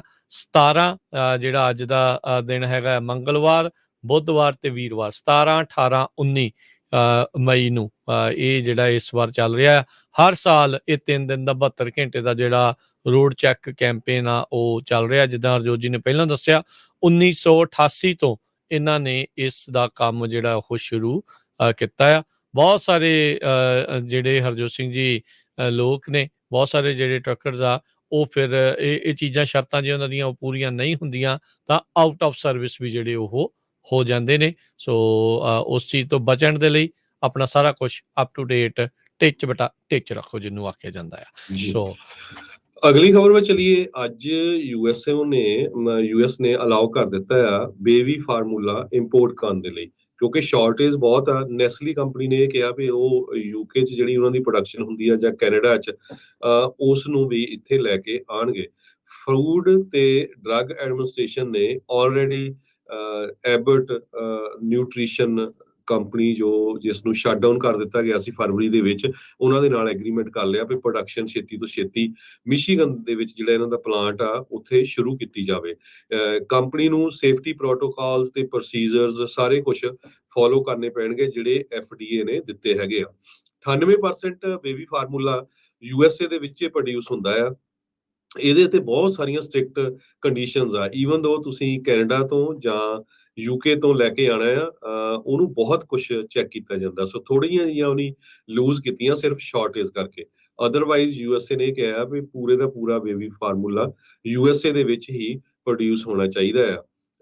ਜਿਹੜੀ ਹੁਣ ਪ੍ਰੋਡਕਸ਼ਨ ਸ਼ੁਰੂ ਕੀਤੀ ਗਈ ਆ, ਉਹਦੇ ਵਿੱਚ 6 ਵੀਕ FDA ਇਨਸਪੈਕਸ਼ਨ ਕਰੂਗੀ। ਜੋ ਪ੍ਰੋਬਲਮਸ ਪਿਛਲੀ ਵਾਰੀ ਆਈਆਂ ਸੀ ਉਹਨਾਂ ਨੂੰ, ਖਾਸ ਕਰਕੇ ਸੇਫਟੀ ਤੇ ਸੈਨੀਟਰੀ ਸਟੈਂਡਰਡਸ ਨੂੰ ਲੈ ਕੇ। ਜੀ ਬਿਲਕੁਲ। ਪਿਛਲੀ ਗੰਦ ਥੋੜਾ ਜ਼ਿਆਦਾ ਪਾ ਕੇ ਉਹਨਾਂ ਨੇ ਉਹਦੇ ਵਿੱਚ ਰੱਖਿਆ ਸੀ, ਜਿਹਦੇ ਕਰਕੇ ਦੇਖੋ 2 ਨਿਆਣਿਆਂ ਦੀਆਂ ਮੌਤਾਂ ਵੀ ਹੋ ਗਈਆਂ। ਇਹ FDA ਕਹਿੰਦੀ ਆ ਵੀ ਇੱਥੋਂ ਗਿਆ ਜਿਹੜਾ ਫਾਰਮੂਲਾ ਆ ਉਹਦੇ ਵਿੱਚ ਜਿਹੜੀ ਕੰਟੈਮੀਨੇਸ਼ਨ ਹੋਈ, ਜਿਸ ਕਰਕੇ ਬੱਚਿਆਂ ਨੂੰ ਰੇਅਰ ਬੈਕਟੀਰੀਅਲ ਇਨਫੈਕਸ਼ਨ ਹੋਏ। 4 ਬੱਚਿਆਂ ਨੂੰ, ਜਿਨ੍ਹਾਂ ਚੋਂ 2 ਵਿਚਾਰੇ ਜਿਹੜੇ ਉਹ ਚੜ੍ਹਾਈ ਕਰ ਗਏ।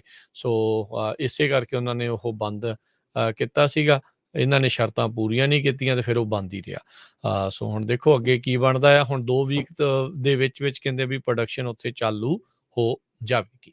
ਜੀ, ਸੋ ਇਸੇ ਤਰ੍ਹਾਂ ਜਿਹੜੇ ਪੈਡਿਸਟਰੀਅਨਸ ਆ, ਪੀਡੀਆਟ੍ਰੀਸ਼ੀਅਨਸ ਆ, ਜਿਹੜੇ ਡਾਕਟਰ ਆ, ਉਹ ਕਹਿੰਦੇ ਵੀ ਜਿਹੜਾ ਬੇਬੀ ਫਾਰਮੂਲਾ ਆ ਕੈਨੇਡਾ ਤੇ ਯੂਰਪ ਦੇ ਵਿੱਚ ਬਣਾਇਆ ਜਾਂਦਾ, ਉਹ ਲਗਭਗ ਸਿਮਿਲਰ ਹੈਗਾ USA ਦੇ।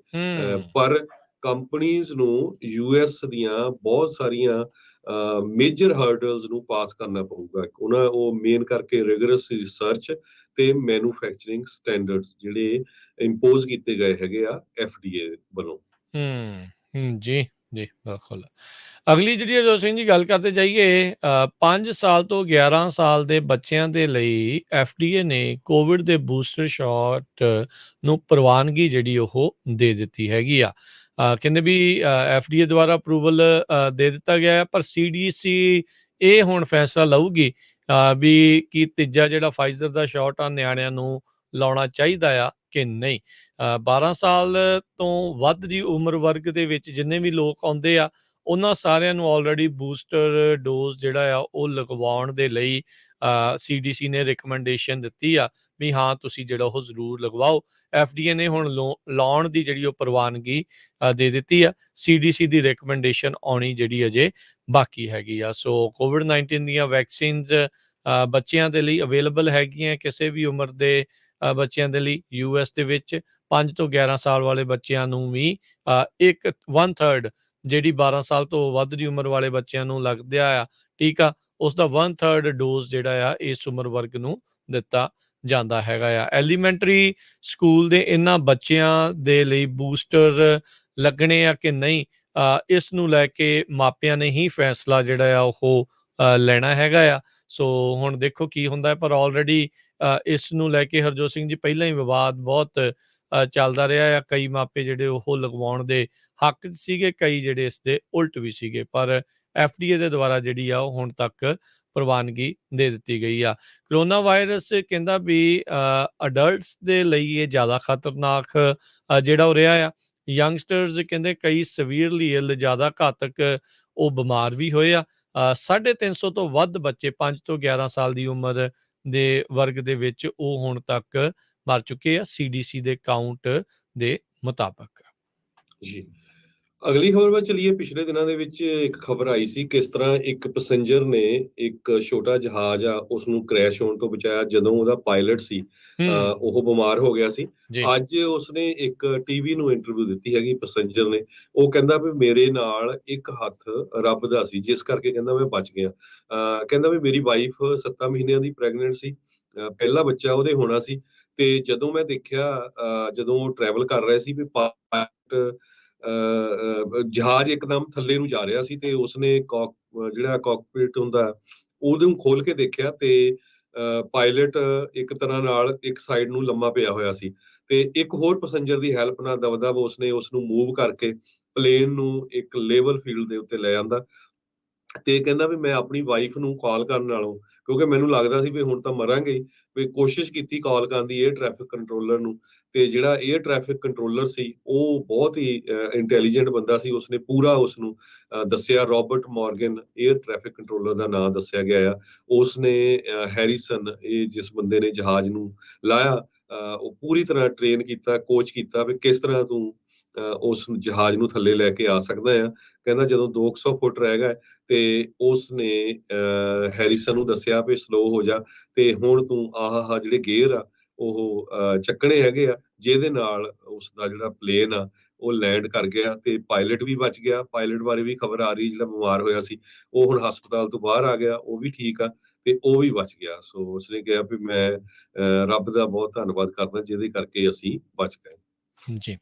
ਫਲੋਰੀਡਾ ਦੇ ਵਿੱਚ ਉੱਥੋਂ ਦੇ ਜਿਹੜੇ ਗਵਰਨਰ ਰੌਨ ਡਿਸੈਂਟਿਸ ਉਹਨਾਂ ਨੇ ਅੱਜ ਕੱਲ੍ਹ ਇੱਕ ਨਵਾਂ ਕਾਨੂੰਨ ਜਿਹੜਾ ਉਹ ਸਾਈਨ ਕਰ ਦਿੱਤਾ, ਜਿਸ ਦੇ ਵਿੱਚ ਕਿਸੇ ਵੀ ਪ੍ਰਾਈਵੇਟ ਘਰਾਂ ਦੇ ਵਿੱਚ ਰੈਜ਼ੀਡੈਂਸਿਸ ਦੇ ਬਾਹਰ ਜਿਹੜੇ ਪ੍ਰੋਟੈਸਟ ਆ ਉਸ ਦੇ ਉੱਤੇ ਉਹਨਾਂ ਨੇ ਬੈਨ ਲਾ ਦਿੱਤਾ ਆ। ਇਸ ਕਾਨੂੰਨ ਨੂੰ ਜਿਹੜੀ 1 ਅਕਤੂਬਰ ਤੋਂ ਜਿਹੜਾ ਉਹ ਲਾਗੂ ਹੋ ਜਾਵੇਗਾ। ਕਹਿੰਦੇ ਵੀ ਜੇ ਕੋਈ ਕਿਸੇ ਦੇ ਘਰ ਦੇ ਬਾਹਰ ਜਾ ਕੇ ਪ੍ਰੋਟੈਸਟ ਕਰਦਾ ਹੈ ਉਸਨੂੰ 60 ਦਿਨ ਦੀ ਜਿਹੜੀ ਜੇਲ੍ਹ ਤੇ $500 ਤੱਕ ਦਾ ਜੁਰਮਾਨਾ ਜਿਹੜਾ ਉਹ ਹੋ ਸਕਦਾ ਆ।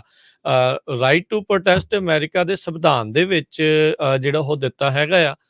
ਹੁਣ ਇਹ ਕਹਿੰਦੇ ਆ ਵੀ ਖਾਸ ਕਰਕੇ ਕਹਿੰਦੇ ਵੀ ਮੈਂ ਇਸ ਲਈ ਕਾਨੂੰਨ ਲਿਆਂਦਾ ਆ ਕਿਉਂਕਿ ਸੁਪਰੀਮ ਕੋਰਟ ਦੇ ਜਿਹੜੇ ਜਸਟਿਸਿਸ ਦੇ ਘਰ ਹੈਗੇ ਆ ਵਰਜੀਨੀਆ ਦੇ ਵਿੱਚ, ਉਹਦੇ ਬਾਹਰ ਜਾ ਕੇ ਜਿਹੜੇ ਲੋਕਾਂ ਨੇ ਪ੍ਰੋਟੈਸਟ ਜਿਹੜੇ ਕੀਤੇ ਆ, ਕਹਿੰਦੇ ਵੀ ਅਨਰੂਲੀ ਮੌਬਸ ਜਿਹੜੀਆਂ ਆ ਪ੍ਰਾਈਵੇਟ ਰੈਜ਼ੀਡੈਂਸ ਦੇ ਉੱਤੇ ਘੱਲੀਆਂ ਜਾਂਦੀਆਂ ਆ ਤੇ ਇਹ ਠੀਕ ਗੱਲ ਨਹੀਂ ਹੈਗੀ। ਹੁਣ ਇਹੀ ਚੀਜ਼ ਜਦੋਂ ਇਹ ਕਿਸੇ ਹੋਰ ਕਲੀਨਿਕ ਦੇ ਬਾਹਰ ਜਾਂ ਹੋਰ ਜਾ ਕੇ ਕਰਦੇ ਆ, ਉੱਥੇ ਕਹਿੰਦੇ ਆ ਵੀ ਦੈਟਸ ਓਕੇ, ਉਹ ਤੁਸੀਂ ਜਿਹੜਾ ਉਹ ਕਰੀ ਜਾਓ, ਪਰ ਇੱਦਾਂ ਜਿਹੜਾ ਆ ਤੁਸੀਂ ਪ੍ਰੋਟੈਸਟ ਨਹੀਂ ਕਰ ਸਕਦੇ। ਸੋ ਕਿਤੇ ਨਾ ਕਿਤੇ ਜਦੋਂ ਇਹ ਕਹਿੰਦੇ ਆ ਵੀ ਤੁਹਾਡੇ ਕਾਨੂੰਨ ਤੁਹਾਡੇ ਹੱਕ ਜਿਹੜੇ ਉਹ ਖੋਏ ਜਾ ਸਕਦੇ ਆ, ਪਰ ਆਪ ਵੀ ਕਦੀ-ਕਦੀ ਏਦਾਂ ਦੀ ਜਿਹੜੇ ਕਾਨੂੰਨ ਬਣਾ ਕੇ ਲੋਕਾਂ ਦੇ ਹੱਕ ਪ੍ਰੋਟੈਸਟ ਕਰਨ ਵਾਲਾ ਜਿਹੜਾ ਉਹ ਖੋਹ ਰਹੇ ਹੈਗੇ ਆ। ਸੋ ਆਬਵੀਅਸਲੀ ਜੇ ਕੋਈ ਕਿਸੇ ਨੂੰ ਧੱਕਾ ਮਾਰਦਾ ਹੈ, ਧੱਕਾ ਮੁੱਕੀ ਕਰਦਾ ਹੈ, ਵਾਇਲੈਂਟ ਹੁੰਦਾ ਆ, ਉਹ ਤਾਂ ਗਲਤ ਆ।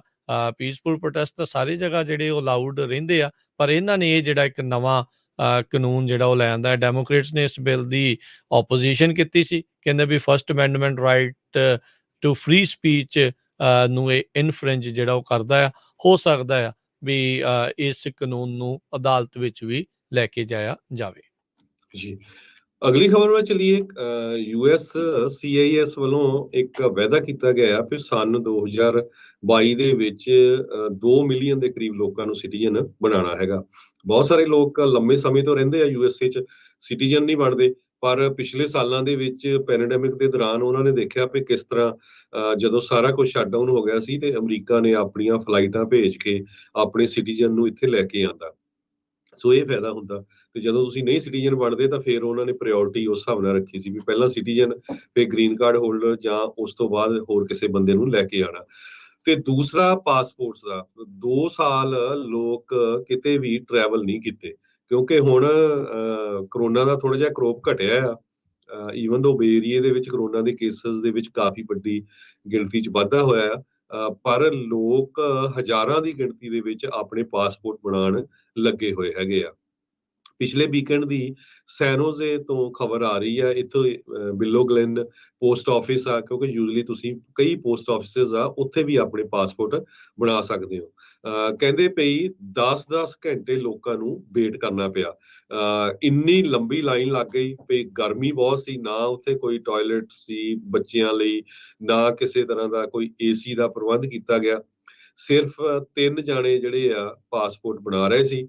ਤੇ ਜਦੋਂ USPS ਦੇ ਆਫਿਸ ਵਾਲਿਆਂ ਨੂੰ ਉੱਥੇ ਪੁੱਛਿਆ ਗਿਆ, ਉਹ ਕਹਿੰਦੇ ਅਸੀਂ ਸੋਚਿਆ ਸੀ ਵੀ 150 ਬੰਦੇ ਨੇ ਆਣਾ, ਪਰ ਸਾਤੋਂ 1000 ਤੋਂ ਵੀ ਵੱਧ ਬੰਦਾ ਉੱਥੇ ਆ ਗਿਆ, ਕਿਉਂਕਿ ਲੋਕ ਆਪਣੇ ਬੱਚਿਆਂ ਦੇ ਨਾਲ ਵੀ ਗਏ ਹੋਏ ਸੀਗੇ। ਇੰਨਾ ਜ਼ਿਆਦਾ ਰਸ਼ ਸੀ, ਕਹਿੰਦੇ ਵੀ ਤੜਕੇ ਹੀ ਲੋਕਾਂ ਨੇ 12 ਵਜੇ ਦੇ ਕਰੀਬ ਰਾਤ ਨੂੰ ਹੀ, ਫਰਾਈਡੇ ਰਾਤ ਨੂੰ ਹੀ ਲਾਈਨ ਲਾਣੀ ਸ਼ੁਰੂ ਕਰ ਦਿੱਤੀ ਤੇ ਸ਼ਾਮ ਦੇ 7-8 ਵਜੇ ਤੱਕ ਜਾ ਕੇ ਉਹਨਾਂ ਦੇ ਜਿਹੜੇ ਨੰਬਰ ਆਏ ਹੈਗੇ ਆ। ਸੋ ਇੰਨਾ ਜ਼ਿਆਦਾ ਰਸ਼ ਪੈ ਰਿਹਾ ਪਾਸਪੋਰਟ ਬਣਾਉਣ ਦੇ ਲਈ। US ਡਿਪਾਰਟਮੈਂਟ ਆਫ ਸਟੇਟ ਨੇ ਇਹ ਕਿਹਾ ਆ ਵੀ ਜੇ ਤੁਸੀਂ ਕਿਤੇ ਜਾਣਾ ਆ ਤੇ ਤੁਹਾਨੂੰ ਤੁਹਾਡੇ ਪਾਸਪੋਰਟ ਐਕਸਪਾਇਰ ਹੋ ਚੁੱਕਾ ਆ ਜਾਂ ਨਵਾਂ ਪਾਸਪੋਰਟ ਬਣਾਉਣਾ, ਤੇ ਜਲਦੀ ਤੋਂ ਜਲਦੀ ਅਪਲਾਈ ਕਰੋ, ਕਿਉਂਕਿ ਪ੍ਰੋਸੈਸ ਕਰਨ ਨੂੰ 8 ਤੋਂ ਲੈ ਕੇ 11 ਵੀਕ ਲੱਗ ਸਕਦੇ ਆ। ਸੋ 2 ਮਹੀਨੇ ਤੋਂ ਲੈ ਕੇ 3 ਮਹੀਨੇ ਦਾ ਸਮਾਂ ਲੱਗ ਸਕਦਾ। ਕਈ ਵਾਰੀ ਕਿਸੇ ਦੇ ਕੋਈ ਮੌਤ ਹੋ ਜਾਂਦੀ ਆ, ਵਿਆਹ ਤੇ ਜਾਣਾ, ਆਪਾਂ ਉਸੇ ਟਾਈਮ ਸੋਚਦੇ ਆ, ਪਰ ਪਲੀਜ਼ ਉਹਨਾਂ ਨੇ ਇਹ ਕਿਹਾ ਆ ਵੀ ਇੰਨਾ ਟਾਈਮ ਲੱਗਣਾ ਆ, ਛੇਤੀ ਤੋਂ ਛੇਤੀ ਤੁਸੀਂ ਅਪਲਾਈ ਕਰੋ। ਇਸ ਤੋਂ ਬਿਨਾਂ ਜੇ ਤੁਸੀਂ ਅਰਜੈਂਟ ਟਰੈਵਲ ਕਰਨਾ, ਜਿਸ ਤਰ੍ਹਾਂ ਕੋਈ ਐਮਰਜੈਂਸੀ ਪੈ ਜਾਂਦੀ ਆ, ਤੇ ਸਟੇਟ ਡਿਪਾਰਟਮੈਂਟ ਵੱਲੋਂ 26 ਦੇ ਕਰੀਬ ਪਾਸਪੋਰਟ ਏਜੰਸੀਜ਼ ਹੈਗੀਆਂ ਆ, ਜਿਹਦੇ ਵਿੱਚ ਤੁਸੀਂ 14 ਦਿਨਾਂ ਦੇ ਵਿੱਚ ਜੇ 14 ਦਿਨਾਂ ਦੇ ਵਿੱਚ ਜਾਣਾ ਤਾਂ ਆਪਣਾ ਪਾਸਪੋਰਟ ਲੈ ਸਕਦੇ ਹੋ। ਨੈਸ਼ਨਲ ਪਾਸਪੋਰਟ ਇਨਫੋਰਮੇਸ਼ਨ ਸੈਂਟਰ, ਉਹਨਾਂ ਦਾ ਟੈਲੀਫੋਨ ਨੰਬਰ 1877-487-2778 ਹੈਗਾ। ਗੂਗਲ ਤੋਂ ਤੁਸੀਂ ਸਰਚ ਕਰ ਸਕਦੇ ਹੋ। ਸੈਨ ਫਰਾਂਸਿਸਕੋ ਦੇ ਵਿੱਚ ਉਹਨਾਂ ਦੀ ਇੱਕ ਏਜੰਸੀ ਹੈਗੀ ਆ, ਉੱਥੇ ਤੁਸੀਂ ਸੇਮ ਡੇ ਜਾ ਕੇ ਜਿੱਦਾਂ ਪਾਸਪੋਰਟ ਬਣਾ ਸਕਦੇ ਹੋ, ਭਰ ਸਕਦੇ ਹੋ, ਪਰ ਤੁਹਾਨੂੰ ਯੂਜ਼ਲੀ ਵਿਦਿਨ ਹਫ਼ਤੇ ਦੇ ਵਿੱਚ ਪਾਸਪੋਰਟ ਉਹ ਆ ਜਾਂਦਾ। ਕਈ ਵਾਰੀ ਤਾਂ ਸ਼ਾਮ ਨੂੰ ਅੱਗੇ ਦੇ ਦਿੰਦੇ ਸੀ, ਹੁਣ ਸ਼ਾਇਦ ਡਿਲੇ ਹੋਵੇ, ਪਰ ਜੇ ਤੁਸੀਂ 14 ਦਿਨਾਂ ਦੇ ਵਿੱਚ ਜਾਣਾ, ਤੁਹਾਨੂੰ ਕੋਈ ਐਮਰਜੈਂਸੀ ਪਈ ਆ, ਉਹ ਐਮਰਜੈਂਸੀ ਦਾ ਪ੍ਰੂਫ, ਟਿਕਟ, ਕਈ ਕੁਛ ਨਾਲ ਲਾਉਣਾ ਪੈਂਦਾ, ਫਿਰ ਉਹ ਤੁਹਾਨੂੰ ਇਮੀਡੀਏਟਲੀ ਪਾਸਪੋਰਟ ਇਸ਼ੂ ਕਰਦੇ ਆ। ਜੀ, ਤੇ ਸੁਣਤੇ ਬਿਲਕੁਲ। ਤੇ ਆਪਾਂ ਇੱਥੇ ਇੱਕ ਹਰਜੋਤ ਸਿੰਘ ਜੀ ਬ੍ਰੇਕ ਲਵਾਂਗੇ, ਬ੍ਰੇਕ ਤੋਂ ਬਾਅਦ ਮੁੜ ਕੇ ਫਿਰ ਵਾਪਸ ਹਾਜ਼ਰ ਹੁੰਦੇ ਹਾਂ, ਤੇ ਅਪਡੇਟ ਅਮਰੀਕਾ ਪ੍ਰੋਗਰਾਮ ਇੱਦਾਂ ਹੀ ਚੱਲਦਾ ਰਹੇਗਾ।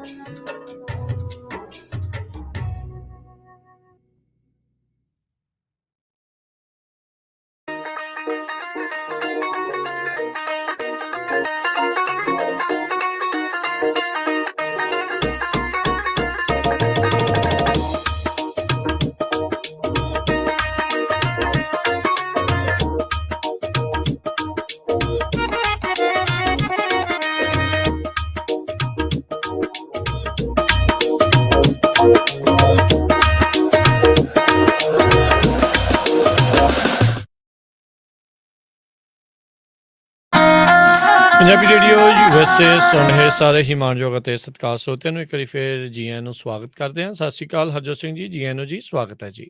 ਸਤਿ ਸ਼੍ਰੀ ਅਕਾਲ, ਧੰਨਵਾਦ ਜੀ ਆਇਆਂ ਨੂੰ ਜੀ। ਤੇ ਪ੍ਰੋਗਰਾਮ ਦੇ ਜਿਹੜੇ ਅਖੀਰਲੇ ਹਿੱਸੇ ਦੇ ਵਿੱਚ ਕੁਛ ਕੁ ਜਿਹੜੀਆਂ ਹੋਰ ਤੁਹਾਡੇ ਨਾਲ ਗੱਲਾਂ ਬਾਤਾਂ ਜਿਹੜੀਆਂ ਕਰਾਂਗੇ। ਡੈਨਵਰ ਦੀ ਸਿਟੀ ਕੌਂਸਲ ਨੇ ਹਰਜੋਤ ਸਿੰਘ ਜੀ ਇੱਕ ਨਵਾਂ ਉੱਥੇ ਰੈਜ਼ੋਲੂਸ਼ਨ ਪਾਸ ਕੀਤਾ ਹੈ, ਜਿਸ ਦੇ ਵਿੱਚ ਜਿਹੜੇ ਕੰਸੀਲਡ ਗਨਸ ਆ ਸਿਟੀ ਬਿਲਡਿੰਗਸ ਅਤੇ ਪਾਰਕਸ ਦੇ ਵਿੱਚ ਉਸ ਦੇ ਉੱਤੇ ਉਹਨਾਂ ਨੇ ਬੈਨ ਲਾ ਦਿੱਤਾ ਹੈ। 3 ਦੇ ਮੁਕਾਬਲੇ 9 ਵੋਟਾਂ ਦੇ ਨਾਲ ਡੈਨਵਰ ਸਿਟੀ ਕੌਂਸਲ ਨੇ ਕੱਲ ਇਸ ਬੈਨ ਨੂੰ ਪਾਸ ਕਰ ਦਿੱਤਾ ਸੀਗਾ। ਮਾਸ ਸ਼ੂਟਿੰਗ ਤੋਂ ਬਾਅਦ ਦੇ ਵਿੱਚ ਅਕਸਰ ਦੇਖਿਆ ਗਿਆ ਆ ਅਮਰੀਕਾ ਦੇ ਵਿੱਚ ਕਿਤੇ ਨਾ ਕਿਤੇ ਅਜਿਹੇ ਜਿਹੜੇ ਕਾਨੂੰਨ ਆ ਉਹਨਾਂ ਦੇ ਵਿੱਚ ਤੇਜ਼ੀ ਆਉਂਦੀ ਹੁੰਦੀ ਆ। ਸੋ ਹੁਣ ਕਹਿੰਦੇ ਵੀ ਮੇਅਰ ਦੇ ਡੈਸਕ ਦੇ ਉੱਤੇ ਜਾਊਗਾ। ਜੇ ਕੋਈ ਜਾਣਾ ਇਸ ਕਾਨੂੰਨ ਦੀ ਉਲੰਘਣਾ ਕਰਦਾ ਹੈ, ਵਾਇਲੇਟ ਕਰਦਾ ਆ, ਉਹਨੂੰ ਜੇਲ੍ਹ ਟਾਈਮ ਤਾਂ ਨਹੀਂ ਆ, ਪਰ ਉਸ ਨੂੰ ਫਾਈਨ ਜਿਹੜਾ ਆ ਉਹ ਦੇਣਾ ਪੈ ਸਕਦਾ ਹੈ। ਪਹਿਲੀ ਦੀ $50 ਤੇ ਉਸ ਤੋਂ ਬਾਅਦ ਦੇ ਵਿੱਚ ਹਰ ਇੱਕ offense ਦੇ ਲਈ $999 ਜਿਹੜਾ ਆ ਉਹ ਫਾਈਨ ਰੱਖਿਆ ਗਿਆ ਆ। ਜੀ ਬਿਲਕੁਲ। ਤੇ ਇਸੇ ਤਰ੍ਹਾਂ ਇੱਕ ਮਡੇਰਾ ਕਾਉਂਟੀ ਤੋਂ ਖਬਰ ਆ ਰਹੀ ਹੈ ਰਾਜਕਰਮੀਤ ਸਿੰਘ ਜੀ। ਮਡੇਰਾ ਕਾਉਂਟੀ ਦੇ ਵਿੱਚ ਬਹੁਤ ਸਾਰੇ ਲੋਕ ਬਿਮਾਰ ਹੋਏ ਹੈਗੇ ਆ, ਕਹਿੰਦੇ ਵੀ ਪੈਸਟੀਸਾਈਡਸ ਕਰਕੇ ਆ। ਕਿਉਂਕਿ ਉੱਥੇ ਫਾਰਮਸ ਬਹੁਤ ਆ, ਸਪਰੇਅ ਬਹੁਤ ਹੁੰਦੀ ਆ, ਅੱਜ ਕੱਲ ਤਾਂ ਕਾਫੀ ਹੁੰਦੀ ਆ ਆਲਮੰਡਸ ਨੂੰ ਲੈ ਕੇ। ਤੇ ਜਿਹੜੇ ਲੋਕ ਉਸ ਏਰੀਏ 'ਚ ਰਹਿੰਦੇ ਆ ਉਹਨਾਂ ਨੂੰ ਥੋੜਾ ਧਿਆਨ ਰੱਖਣਾ ਚਾਹੀਦਾ ਇਹਨਾਂ ਦਿਨਾਂ ਦੇ ਵਿੱਚ ਜਦੋਂ ਸਪਰੇਅ ਹੁੰਦੀ ਆ ਘਰਾਂ ਤੋਂ ਬਾਹਰ ਜਾਣਾ ਆ। ਜੀ। ਸੋ ਆਪਾਂ ਹਰ ਟਿਊਜ਼ਡੇ ਨੂੰ ਕੁਛ ਨਾ ਕੁਛ ਇੰਸ਼ੋਰੈਂਸ ਦੇ ਬਾਰੇ ਜਿਹੜੀ ਉਹ ਗੱਲਬਾਤ ਕਰਦੇ ਹਾਂ, ਉਹ ਜਾਣਕਾਰੀਆਂ ਜਿਹੜੀਆਂ ਆਪਣੇ ਨਾਲ ਹਰਜੋਤ ਸਿੰਘ ਖਾਲਸਾ ਜੀ ਸਾਂਝੀਆਂ ਕਰਦੇ ਹਾਂ। ਸੋ ਹਰਜੋਤ ਸਿੰਘ ਖਾਲਸਾ ਜੀ, ਅੱਜ ਤੁਸੀਂ ਸਾਨੂੰ ਕਿਹੜੀ ਇੰਸ਼ੋਰੈਂਸ ਦੇ ਬਾਰੇ ਐਜੂਕੇਟ ਕਰਨ ਜਾ ਰਹੇ ਹੋ? ਜੇ ਆਪਾਂ ਕੁਝ ਕੁ ਮਿੰਟ ਲਾਈਫ ਇੰਸ਼ੋਰੈਂਸ ਬਾਰੇ ਰਾਜਕਰਮੀਤ ਸਿੰਘ ਜੀ ਗੱਲਬਾਤ ਕਰਾਂਗੇ, ਕਿਉਂਕਿ ਕਈ ਵਾਰੀ ਮੈਨੂੰ ਦੁੱਖ ਬੜਾ ਆਉਂਦਾ, ਕਿਉਂਕਿ ਕਈ ਸਾਲਾਂ ਤੋਂ ਆਪਾਂ ਲੋਕਾਂ ਨੂੰ ਆਪਣੇ ਜਿਹੜੇ ਸਰੋਤੇ ਆ ਉਹਨਾਂ ਨੂੰ ਐਜੂਕੇਟ ਕਰਦੇ ਆ ਰਹੇ ਆ ਵੀ ਤੁਹਾਨੂੰ ਲਾਈਫ ਇੰਸ਼ੋਰੈਂਸ ਬਾਈ ਕਰਨੀ ਚਾਹੀਦੀ ਆ।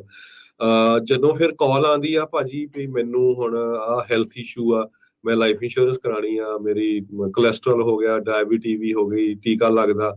ਤੇ ਜਦੋਂ ਮੈਂ ਰੈਕਡ ਚੈੱਕ ਕੀਤਾ, ਮੈਂ ਯਾਰ 4 ਸਾਲ ਪਹਿਲਾਂ ਵੀ ਕਾਲ ਕੀਤੀ ਸੀ ਤੁਸੀਂ, ਉਦੋਂ ਕਹਿੰਦੇ ਐਵੇਂ ਕਾਲ ਕਰ ਗਏ, ਉਦੋਂ ਕੋਈ ਹੈਲਥ ਇਸ਼ੂ ਵੀ ਨਹੀਂ ਸੀ। ਸੋ ਹੁਣ ਉਹਨਾਂ ਦੀ ਇੰਸ਼ੋਰੈਂਸ ਹੋਣੀ ਆ ਨਹੀਂ ਹੋਣੀ, ਇਹ ਬਹੁਤ ਵੱਡੀ ਪ੍ਰੋਬਲਮ ਆ। ਜੇ ਹੋਊਗੀ ਵੀ ਕਾਫੀ ਮਹਿੰਗੀ ਹੋਊਗੀ, ਕਿਉਂਕਿ ਹੈਲਥ ਇਸ਼ੂ ਬਣ ਗਿਆ। ਸੋ ਲਾਈਫ ਇੰਸ਼ੋਰੈਂਸ ਦਾ ਚੱਕਰ ਇਹ ਆ ਵੀ ਜਦੋਂ ਤਾਂ ਤੁਹਾਨੂੰ ਚਾਹੀਦੀ ਨਹੀਂ, ਉਸ ਟਾਈਮ ਤੇ ਖਰੀਦਣੀ ਚਾਹੀਦੀ ਜਦੋਂ ਤੁਸੀਂ ਯੰਗ ਹੈਗੇ ਆ। ਕਿਉਂਕਿ ਉਸ ਟਾਈਮ ਤੇ ਤੁਹਾਡਾ ਰੇਟ ਵੀ ਸਸਤਾ ਹੁੰਦਾ ਆ, ਹੈਲਥ ਇਸ਼ੂ ਵੀ ਨਹੀਂ ਹੁੰਦਾ। ਤੇ ਜਦੋਂ ਤੁਸੀਂ ਸੋਚਦੇ ਆ ਵੀ ਜਾਂ ਸਾਨੂੰ ਲਾਈਫ ਇੰਸ਼ੋਰੈਂਸ ਚਾਹੀਦੀ ਆ, ਉਸ ਵਾਰੀ ਤੁਹਾਡੀ ਹੈਲਥ ਇੰਸ਼ੋਰੈਂਸ ਜਿਹੜੀ ਹੈਲਥ ਇਸ਼ੂਜ਼ ਆ ਕੋਈ ਨਾ ਕੋਈ ਆ ਜਾਂਦੇ ਹੈਗੇ ਆ। ਸੋ ਪਲੀਜ਼ ਜਿੰਨੇ ਵੀ ਸਾਡੇ ਸਰੋਤੇ ਸੁਣ ਰਹੇ ਆ, ਆਪਾਂ ਇਹ ਨਹੀਂ ਕਹਿੰਦੇ ਤੁਸੀਂ ਖਾਲਸਾ ਇੰਸ਼ੋਰੈਂਸ ਏਜੰਸੀ ਤੋਂ ਹੀ ਬਾਈ ਕਰੋ, ਪਰ ਜਿੱਥੋਂ ਵੀ ਲਾਈਫ ਇੰਸ਼ੋਰੈਂਸ ਲੈਣੀ ਆ ਲਓ ਜ਼ਰੂਰ। ਚਾਹੇ ਬੱਚੇ ਵੀ ਆ ਤੁਹਾਡੇ, ਬੱਚਿਆਂ ਲਈ ਵੀ ਲਓ, ਕਿਉਂਕਿ ਜਿੰਨੀ ਅਰਲੀ ਏਜ ਚ ਲਓਗੇ ਉਨਾ ਹੀ ਰੇਟ ਸਸਤਾ ਹੁੰਦਾ ਆ, ਉਨਾ ਹੀ ਤੁਸੀਂ ਜਿਹੜਾ ਅਮਾਊਂਟ ਆ ਵੱਡਾ ਲੈ ਸਕਦੇ ਆ। ਇੱਕ ਗੱਲ ਜ਼ਰੂਰ ਬਾਰ-ਬਾਰ ਆਪਾਂ ਦੱਸਦੇ ਰਹਿੰਦੇ ਆ ਵੀ ਲਾਈਫ ਇੰਸ਼ੋਰੈਂਸ ਦੇ ਵਿੱਚ ਅਮਾਊਂਟ ਵੱਧ ਤੋਂ ਵੱਧ ਲਓ, ਕਿਉਂਕਿ ਲੋਨਸ ਹੁਣ ਇੰਨੇ ਮਹਿੰਗੇ ਆ, ਇੰਨੇ ਘਰਾਂ ਦੀਆਂ ਪ੍ਰਾਈਸਾਂ ਹਾਈ ਆ। ਜੀ ਬਹੁਤ ਵਾਰ ਮੈਂ ਦੇਖਦਾ 70-80% ਆਫ ਦਾ ਟਾਈਮ ਜੀ ਲਾਈਫ ਇੰਸ਼ੋਰੈਂਸ ਤਾਂ ਹੈਗੀ ਆ, ਕਿਸੇ ਕੋਈ 1 ਲੱਖ ਦੀ ਆ, 2.5 ਲੱਖ ਦੀ ਆ, ਤੇ ਲੋਨ ਹੁਣ 7-7 8-8 ਲੱਖ ਦੇ ਆ। ਸੋ ਉਹ ਬਹੁਤ ਵੱਡੀ ਪ੍ਰੋਬਲਮ ਆ। ਇਹ ਜ਼ਰੂਰ ਧਿਆਨ ਰੱਖੋ ਜਿਸ ਟਾਈਮ ਦੇ ਉੱਤੇ ਵੀ ਬਾਈ ਕਰਨੀ ਆ, ਜਿੰਨਾ ਵੀ ਤੁਸੀਂ ਮੈਕਸਿਮਮ ਅਮਾਊਂਟ ਬਾਈ ਕਰ ਸਕਦੇ ਹੋ ਉਹ ਬਾਈ ਕਰੋ। ਦੂਸਰਾ ਮਿਸਕਨਸੈਪਸ਼ਨ, ਮਿਸ ਰਿਪਰੈਜ਼ੈਂਟੇਸ਼ਨ ਬਹੁਤ ਕਰਦੇ ਆ, ਖਾਸ ਕਰਕੇ ਲਾਈਫ ਇੰਸ਼ੋਰੈਂਸ ਦੇ ਵਿੱਚ, ਉਹ ਪਲੀਜ਼ ਧਿਆਨ ਕਰ ਲਿਆ ਕਰੋ, ਪਾਲਿਸੀ ਨੂੰ ਪੂਰੀ ਤਰ੍ਹਾਂ ਪੜ੍ਹੋ, ਕਿਉਂਕਿ ਲੋਕ ਗਲਤ ਬਹੁਤ ਦੱਸਦੇ ਆ ਜੀ ਆਹ ਹੋ ਜਾਣਾ, ਤੁਹਾਨੂੰ ਇੰਨੀ ਰਿਟਰਨ ਆ ਜਾਣੀ ਆ। ਹੁਣ ਜਿਨ੍ਹਾਂ ਨੇ ਮਿਊਚੁਅਲ ਫੰਡ ਨਾਲ ਰਿਲੇਟਡ ਵੇਰੀਏਬਲ ਲਾਈਫ ਇੰਸ਼ੋਰੈਂਸ ਪਾਲਿਸੀਆਂ ਖਰੀਦੀਆਂ ਸੀ, ਦੇਖ ਲਓ ਸਟਾਕ ਮਾਰਕੀਟ ਇੰਨੀ ਡਾਊਨ ਗਈ ਆ, ਤੇ ਹੁਣ ਆਪਣਾ ਤੁਸੀਂ ਦੇਖੋ ਬੈਲੈਂਸ ਕੀ ਹੈਗਾ ਆ। ਸਰੈਂਡਰ ਚਾਰजेस ਕੀ ਹੁੰਦੇ ਆ, ਤੁਸੀਂ ਪਾਲਿਸੀ ਕੈਂਸਲ ਕਰਾ ਸਕਦੇ ਜਾਂ ਨਹੀਂ, ਜੇ ਪਹਿਲਾਂ ਹੀ ਕੈਂਸਲ ਕਰਾਈ ਕਿੰਨੇ ਚਾਰਜ ਹੋਣੇ ਆ, ਇਹ ਸਾਰਾ ਕੁਝ ਤੁਸੀਂ, ਜੇ ਤੁਹਾਨੂੰ ਏਜੰਟ ਵੀ ਦੱਸਦਾ ਨਾ, ਉਹ ਤੋਂ ਬਿਨਾਂ ਤੁਹਾਡੀ ਜਿਹੜੀ ਇੰਸ਼ੋਰੈਂਸ ਕੰਪਨੀ ਜਿਹਦੀ ਪਾਲਿਸੀ ਦਿੱਤੀ ਉਹਨੂੰ ਡਾਇਰੈਕਟਲੀ ਵੀ ਕਾਲ ਕਰ ਸਕਦੇ ਹੋ। ਉਹਨਾਂ ਨੂੰ ਡਾਇਰੈਕਟਲੀ ਕਾਲ ਕਰਕੇ ਪਤਾ ਕਰੋ ਵੀ ਭਾਈ ਆਹ ਚੀਜ਼ ਸਹੀ ਆ ਜਾਂ ਗਲਤ ਆ। ਇੱਕ ਬੰਦੇ ਤੇ ਤੁਸੀਂ ਯਕੀਨ ਨਾ ਕਰੋ। ਮੁੜ ਕੇ ਕੀ ਹੁੰਦਾ, ਫਿਰ ਉਹ ਕੁਛ ਕੁ ਲੋਕ ਹੁੰਦੇ ਆ, ਉਹ ਆਪਣਾ ਬਸ ਪੈਸੇ ਬਣਾ ਕੇ ਤਾਂ ਸ਼ੋਅ ਕਰਕੇ ਜੀ ਅਸੀਂ ਇੱਥੇ ਟ੍ਰਿਪ ਤੇ ਗਏ ਆ, ਇੱਥੇ ਗਏ ਆ, ਮੁੜ ਕੇ ਫਿਰ ਤੁਹਾਨੂੰ 3-4 ਸਾਲ ਬਾਅਦ ਲੱਭਦੇ ਨਹੀਂ ਹੈਗੇ। ਲਾਈਫ ਇੰਸ਼ੋਰੈਂਸ ਇੰਡਸਟਰੀ 'ਚ ਇਹ ਬਹੁਤ ਵੱਡੀ ਪ੍ਰੋਬਲਮ ਹੈਗੀ ਆ। ਜਿੰਨੇ ਕੁ ਜਦੋਂ ਕਰਦੇ ਆ ਫਿਰ ਆਪਣੇ ਰਿਸ਼ਤੇਦਾਰ ਦੋਸਤਾਂ ਮਿੱਤਰਾਂ ਨੂੰ ਉਨਿਆਂ ਕੁ ਨੂੰ ਕਰਕੇ ਤੇ ਮੁੜ ਕੇ 3-4 ਸਾਲ ਹੀ ਛੱਡ ਕੇ ਚਲੇ ਜਾਂਦੇ ਆ, ਕਿਉਂਕਿ ਕਿੰਨਾ ਕੁ ਚਿਰ ਬੰਦਾ ਝੂਠ ਬੋਲ ਲੂਗਾ। ਸੋ ਇਹ ਪਲੀਜ਼ ਮੇਕ ਸ਼ੋਰ ਕਰ ਲਿਆ ਕਰੋ, ਜੇ ਤੋਂ ਵੀ ਲੈਣੀ ਆ ਪਾਲਿਸੀ ਉਹ ਲੈ ਕੇ ਕੰਪਨੀ ਨੂੰ ਵੀ ਡਾਇਰੈਕਟਲੀ ਤੁਸੀਂ ਕਾਲ ਕਰ ਸਕਦੇ ਹੋ। ਹਰ ਇੱਕ ਕੰਪਨੀ ਅੱਜ ਕੱਲ੍ਹ ਤਾਂ ਸੌਖਾ ਹੀ ਬਹੁਤ ਆ, ਗੂਗਲ ਤੇ ਸਰਚ ਕਰੋ, ਉਹਨਾਂ ਨੂੰ ਪੁੱਛੋ ਵੀ ਆਹ ਪਲਾਨ ਆ, ਕਿੰਨੇ ਸਾਲਾਂ ਦੀ ਆ, ਇਹਦੇ ਸਰੈਂਡਰ ਚਾਰਜ ਤਾਂ ਨਹੀਂ ਹੈਗੇ, ਜਾਂ ਤੁਸੀਂ ਕੈਸ਼ ਵੈਲਿਊ ਵਾਲੀ ਲਈ ਆ।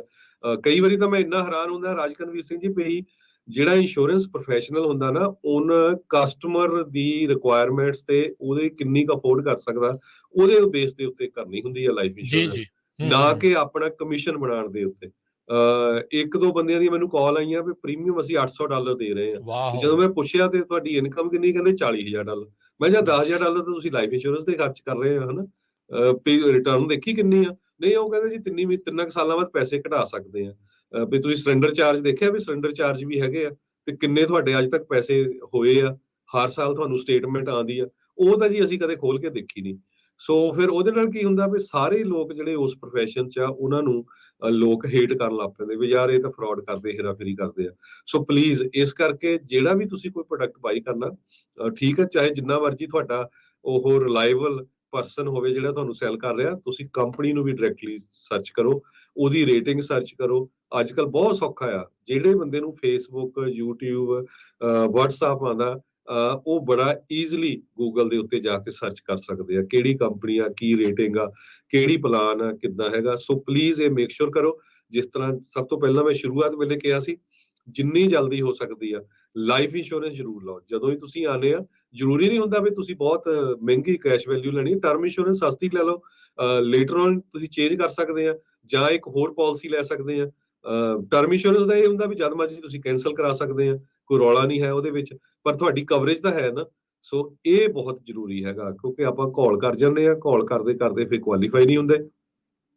40 to 50% ਮੈਂ ਕੇਸ ਆਪਣੇ ਪੰਜਾਬੀਆਂ ਦੇ ਦੇਖਦੇ ਜਿਨ੍ਹਾਂ ਦੀ ਪ੍ਰੋਬਲਮ ਆਉਂਦੀ ਹੈਗੀ ਹੈ ਹੈਲਥ ਇਸ਼ੂ ਦੀ, ਜਾਂ ਤਾਂ ਜੀ ਕੁਆਲੀਫਾਈ ਨਹੀਂ ਕਰਦੇ, ਤੇ ਜਾਂ ਫਿਰ ਜਦੋਂ ਕਰਦੇ ਆ ਤੇ ਉਹ ਫਿਰ ਉਸ ਟਾਈਮ ਦੇ ਉੱਤੇ ਮਹਿੰਗੀ ਬਹੁਤ ਹੁੰਦੀ ਆ।